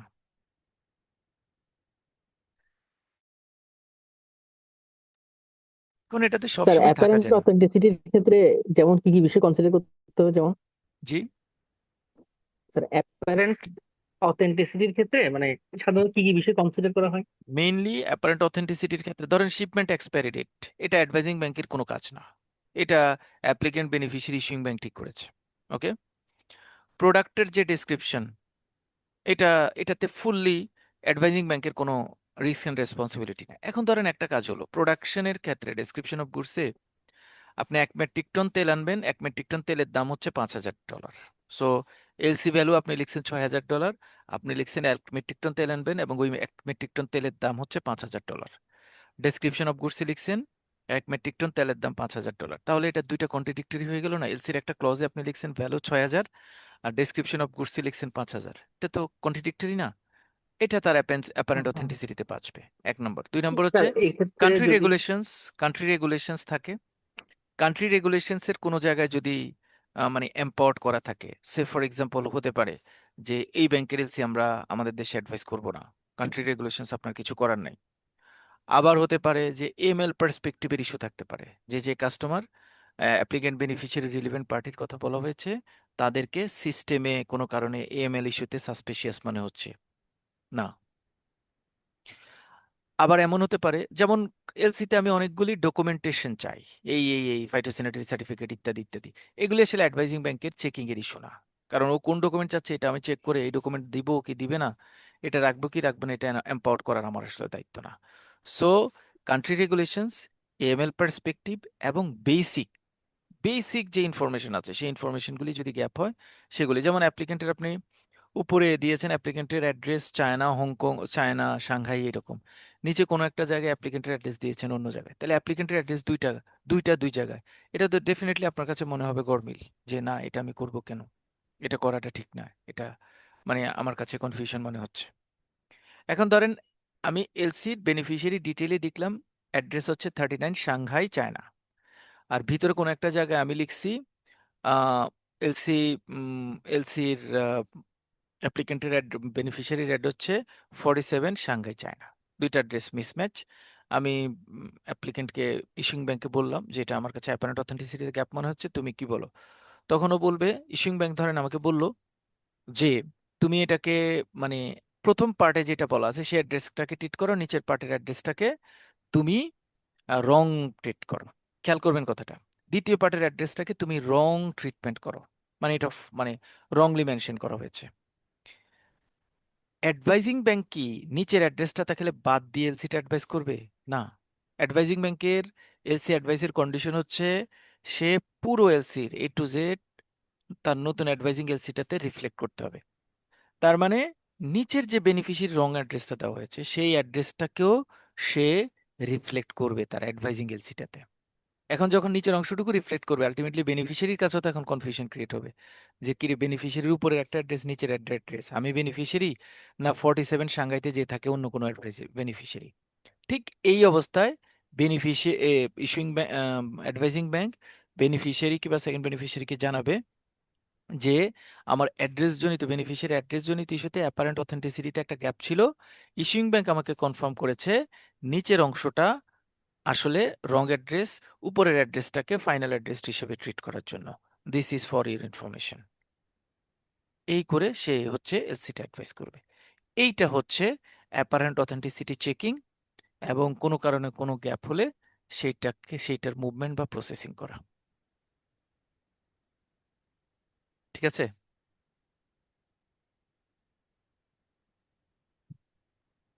কারো কোনো কোয়েশ্চেন আছে? স্যার এক্ষেত্রে কোনো এএমএল ইস্যু বা under invoice over invoice issue থাকলে এই ক্ষেত্রে হুম। অ্যাডভাইজিং ব্যাংক থেকে কোনো লিগেলি লায়াবল থাকবে? আন্ডার ইনভয়েসিং ওভার ইনভয়েসিং মানে চেকিং এর দায়িত্ব অ্যাডভাইজিং ব্যাংকের না।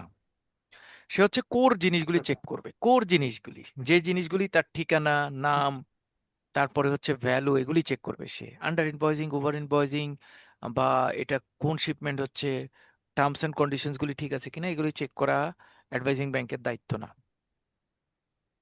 Under invoicing over invoicing checking advising ব্যাংকের দায়িত্ব না। ঠিক আছে?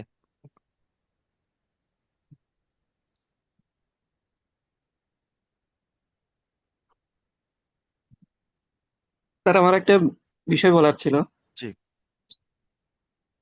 এলসি ইস্যুইং ব্যাংকের লোকাল লর কারণে কোনো ওই শিপের উপর স্যাংশন থাকলে, কান্ট্রির উপর স্যাংশন থাকলে, এই ধরনের কোনো বিষয় যদি এলসি ক্লজে উল্লেখ করে দিই, অ্যাডভাইজিং ব্যাংক এমনও দেখছি যে মানে আমরা ওই যে ইসরায়েলি ফ্ল্যাগ, ইসরায়েল কান্ট্রি কোনো পোর্ট ব্যবহার হবে না এই ধরনের ক্লজ থাকাতে অ্যাডভাইজিং ব্যাংক থেকে আমরা থ্রেট পাইছি এই ধরনের মানে বিরক্তিকর ক্লজ গুলো যাতে না দিই আর কি। আচ্ছা, একটা এটা হচ্ছে ব্যাংকের এটা এটা আসলে তাদের রেগুলেশনস। আমরা বলেছি যে অ্যাডভাইজিং ব্যাংক তাদের কান্ট্রি রেগুলেশনসটাকে অ্যালাইন করবে। সো এটা তাদের কান্ট্রি রেগুলেশনস যে এই টাইপের ক্লজ বিশিষ্ট এলসি অ্যাডভাইস করলে তারা, ধরেন তাদের সাথে ইসরায়েলের রিলেশনশিপ আছে, সেই রিলেশনশিপটায় ব্রিচিং হয়, সো এই ধরনের ক্লজ বিশিষ্ট এলসি অ্যাডভাইস না করতে বলা হয়। এই জন্য আপনাদেরকে ইনস্ট্রাকশনটা দেয়। সো এটা তারা দিতে পারে, এটা তাদের কান্ট্রি ল কমপ্লাই করা। আচ্ছা। এএমএল, হ্যাঁ অনেক কান্ট্রি ল সময় এবং কোর ইস্যুসগুলিকে তারা হাইলাইট করবে।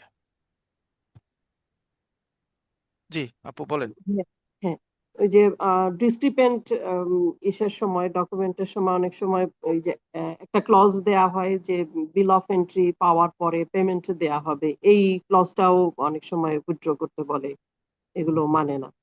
আচ্ছা, এটা তো আসলে ইউসিপি 600 কোথাও বলে নাই যে ডকুমেন্ট যদি হ্যাঁ আমার ডিসক্রিপেন্ট। এটা কি আমাদের লোকাল ইয়ে নাকি কিছু কিছু ব্যাংকের অথবা কারো কারো প্র্যাকটিস, এটা কি আসলে? আচ্ছা, এইটার প্র্যাকটিসটা হচ্ছে আমাদের কাস্টমসে আগে, মানে এখন যে নতুন করে আর্টিকেল মানে সার্কুলার নাম্বার 31 যখন আসছিল, এখন তো আবার নতুন আর আলহামদুলিল্লাহ একটা সার্কুলার পেয়েছেন আপনারা। মানে নতুন করে একটা সার্কুলার আসছে, মানে সার্কুলারের জায়গায় দেখলাম যে এক্সপোর্টের আগের যে সার্কুলার ছিল সেটাকে মানে রিপেল করে এখন আবার নতুন সার্কুলার দিয়েছে নেক্সট 1 বছরের জন্য। সার্কুলারটা দেখলাম 77 পেজ, মানে কিছু বলার নাই। সো রেগুলারই আমাদের ইম্পোর্ট মানে আইপিওতে বলা ছিল যে আমাদের যদি কোনো ডিসক্রিপেন্ট ডকুমেন্ট থাকে তাহলে ডিসক্রিপেন্ট ডকুমেন্টে বিল অফ এন্ট্রি পাওয়ার আগ পর্যন্ত আমরা পেমেন্ট দিতে পারবো না, দিব না আর কি। এটাকে একটু চেঞ্জ করানো হয়েছে আর্টিকেল 31-এ, মানে সার্কুলার 31-এ। সেখানে বলা হয়েছে যদি ম্যাটেরিয়াল কোনো ডিসক্রিপেন্সি থাকে, ম্যাটেরিয়াল ডিসক্রিপেন্সি মানে হচ্ছে মেজর ডিসক্রিপেন্সি যেটা গুডস শিপমেন্ট বা গুডসকে কোয়েশ্চেনেবল করে, এই টাইপের কোনো ডিসক্রিপেন্সি যদি না থাকে, তাহলে রেগুলার ডিসক্রিপেন্সি যদি থাকে, সেই ডিসক্রিপেন্সি বেনিফিশিয়ারির অ্যাপ্রুভাল নিয়ে আমরা সেই পেমেন্টটা এক্সিকিউট করে দিতে পারি, কোনো সমস্যা নাই। আমরা যেটা বলি যে আমার কান্ট্রি লর ক্ষেত্রে বলি যে কান্ট্রি লতে বলা আছে, যদি কান্ট্রি লতে বলা থাকে, ধরেন রেগুলেশনসে বলা আছে, ইম্পোর্ট পলিসি অর্ডারে বলা আছে যে ডিসক্রিপেন্ট ডকুমেন্ট আমরা বিল অফ এন্ট্রি পাওয়ার পরে পেমেন্ট করবো, এবং এই ক্লজটা যদি আমি লেটার অফ ক্রেডিট ইস্যু করি, অ্যাড করি, এটা আমি আমার দেশে লেটার অফ ক্রেডিট প্রসেস করার জন্য করতে পারি, কারণ ইউসিপি তো আমার রেগুলেশনসকে প্রিভিল করবে না। ইউসিপি, আমার রেগুলেশনস ইউসিপি কে প্রিভিল করবে, সুতরাং ওই কথাটা আমি ওখানে লিখতে পারি। কিন্তু ওরা, অন্য ব্যাংক এই ক্লজ রাখতে চায় না, কারণ হচ্ছে এই ক্লজটাকে তো আলটিমেটলি তাদেরকে বোঝায় যে আপনার পেমেন্টটা 5 দিন 10 15 20 দিন দেরি হইতে পারে, এবং ডিসক্রিপেন্ট ডকুমেন্টের ক্ষেত্রে আপনার অ্যাপ্লিকেন্টের ওয়েবার বা অন্যান্য জিনিসগুলির মধ্যে একটা আনসার্টেনিটি অটোমেটিক্যালি ক্রিয়েট হয়। এই জন্য এই টাইপের সরাসরি সরাসরি বাধা দেওয়া বা কোনো একটা কাজকে মানে কমপ্রেস করার ইস্যুসগুলিকে অনেক ব্যাংক ডিসরিগার্ড করে। ইস্যু এটা আপনি আপনার জায়গা থেকে যদি দেন, এটা রং না, এটা দিতে পারেন আপনি। এখন আপনার তো এটাও মানতে হবে যে আপনি একটা এলসি করতে যাচ্ছেন, সো বেনিফিশিয়ারি অ্যাপ্লিকেন্টের কনফার্মেশন বা এগ্রিমেন্টের অংশটুকুই আপনি এলসিতে রাখবেন, বাকি অংশটুকু আপনি রাখতে। এখন বেনিফিশিয়ারি যদি বলে যে এই ক্লজটা দিলে আমি এলসি তোমার সাথে এলসির একটা এঙ্গেজমেন্টে যাব না, তাহলে অ্যাপ্লিকেন্ট তো অটোমেটিক বললে যে ভাই এই ক্লজটা দিয়েন না, দিলে আমার এলসি নিবে না ওরা, ও আমাকে গুড শিপমেন্ট করবে না। এখন আমি যদি দেখি যে আমার মানে রেগুলেশন সেটা ম্যান্ডেটরি করেছে, যেমন 2% কথাটা ম্যান্ডেটরি করেছে, যে লার্জ বক্সের উপরে 2% লিখতে হবে, আমরা এটা সব জায়গায় লিখি। বাট বিল অফ এন্ট্রির ক্ষেত্রে এটা ম্যান্ডেটরি করে নাই তো যে এলসিতে এই ক্লজটা আপনি দিতে হবে। আপনাকে বলছে পেমেন্টটা আপনি বিল অফ এন্ট্রি পাওয়ার আগে দিবেন না, বাট আপনাকে বলে নাই যে এটা আপনি এলসিতে একটা ক্লজ হিসেবে দিয়ে দিতে হবে ম্যান্ডেটরি। সো এলসিতে যেহেতু ম্যান্ডেটরি ক্লজ হিসেবে দেওয়ার কথা, রেগুলেশনসে বলে নাই, সো আপনি যদি এটা না দেন কোনো সমস্যা নাই, আপনি পরে কমপ্লাই করলেই তো হলো। ডকুমেন্ট আসছে, আপনি এখন পেমেন্ট দিচ্ছেন না, বিল অফ এন্ট্রির জন্য আটকায় রাখছেন, ওরা আপনার কাছে পেমেন্ট ট্রেস থাকলে আপনি বলবেন যে অ্যাকর্ডিং টু আওয়ার রেগুলেশনস আমরা বিল অফ এন্ট্রি পাওয়ার আগে ডিসক্রিপেন্ট ডকুমেন্টে পেমেন্ট দিতে পারবো না, সো আমরা পেমেন্ট দিব upon receives of bill of entry. ওর ওখান থেকে আসলে আর তখন আর কিছু বলার থাকবে না। সো এটা পুরোটাই হচ্ছে মিউচুয়াল আন্ডারস্ট্যান্ডিং এর উপর ডিপেন্ড করবে যে আপনি আপনার বেনিফিশিয়ারি বা আপনার ব্যাংকে কিভাবে আপনি মানে সার্ভিস প্রোভাইড করবেন, এবং কোন জায়গায় আপনার রিজিট থাকতে হবে, কোন জায়গায় আপনি ফ্লেক্সিবল হতে পারবেন। বিল অফ এন্ট্রিতে এটা ম্যান্ডেটরি ক্লজ না অ্যাড করা, আমরা অ্যাড করি মানে এডিশনাল স্ক্রুটিনির জন্য। বাট আমি যদি এটা অ্যাড না করি এবং পরে যদি এটা কমপ্লাই করি তাহলে তো করতে পারি। সো অ্যাম্বিগুয়াস ক্লজ যদি ওরা এটা না দিতে বলে, আমি দিলাম না, এটা খুব বেশি মানে সমস্যা তো হয় না। কারণ আমি যখন ডিসক্রিপেন্সি মেসেজ দিয়ে দেই তখন কিন্তু আর ইস্যুইং ব্যাংক বেনিফিশিয়ারি বা বেনিফিশিয়ারির ব্যাংকের আর কোনো ক্ষমতাই থাকে না সেই ডকুমেন্টকে ক্যারি ফরওয়ার্ড করার, থাকে না। ওকে, আজকে আমরা এতটুকু পর্যন্ত পড়বো। 10 নম্বর আর্টিকেলটা আজকে পড়বো না, বিকজ 10 নম্বর আর্টিকেলটা খুবই সেন্সিটিভ, এবং এইটা দুইটা পার্টের জন্য খুব ইম্পর্টেন্ট। একটা হচ্ছে স্ট্যান্ড অ্যালোন, 51 থেকে 70 পর্যন্ত কোয়েশ্চেনের একটা কোয়েশ্চেন এই আর্টিকেল 10 থেকে আসবে, আর 1 থেকে 50 পর্যন্ত যে কোয়েশ্চেন থাকে সেখানে কমপক্ষে 2টা কোয়েশ্চেন এই আর্টিকেল থেকে আসবে। সো ইউসিপি আর্টিকেল 10 আপনাদের এসসি পরীক্ষা মিনিমাম 3 মার্কস ক্যারি করবে, আর সিমুলেশন অন্যান্য জায়গাগুলিতে তো যদি আসে তাহলে আরো বেশি মার্কস ক্যারি করতে পারে। সো আমরা একটু ফেয়ার ওয়েতে একদম ঠান্ডা ঠান্ডা মাথায় নেক্সট উইকে একদম প্রত্যেকটা ওয়ার্ড ম্যাটিকুলাসলি আলোচনা করে করে আর্টিকেল 10টা পড়বো ইনশাল্লাহ। আচ্ছা, আমরা তাহলে আপনাদের যেহেতু লাস্ট উইকে পরীক্ষা দিয়ে আসছেন, পরীক্ষাটা কি একটু হোল্ড করি, 10 নম্বর আর্টিকেলটা শেষ করে তারপরে পরীক্ষা নেই, নেক্সট উইকে যাই আমরা, তাই না? ঠিক আছে। জি স্যার। ওই গত ক্লাসের রেকর্ডিংটার লিংকটা ওপেন হচ্ছে না। গত ক্লাসের রেকর্ডিং এর লিঙ্কটা ওপেন হচ্ছে না, আচ্ছা আমি চেক করছি। ঠিক আছে, ঠিক আছে, সবাই ভালো থাকবেন, আসসালামু আলাইকুম। মানে ভাইয়া যিনি বলছেন যে লিঙ্কটা ওপেন হচ্ছে না, আমি ট্রাই করছিলাম, এখন লিঙ্কটা ওপেন হয়েছে। হ্যাঁ, সো ওপেন হয় তো, আপনার, ওপেন হয়। হ্যাঁ আপনার ডিভাইসে হয়তো কোনো ইস্যুস থাকতে পারে, আমরা লিঙ্কটা ওপেন। ওপেন করতে পারছি। জি, সো আপনি ভাই আবার একটু রিচেক করেন, কোনো ইস্যু হলে আমাকে একটু জানিয়েন, তাহলে I will provide in alternative way. Thank you, আসসালামু ওকে আলাইকুম। ওকে, থ্যাংক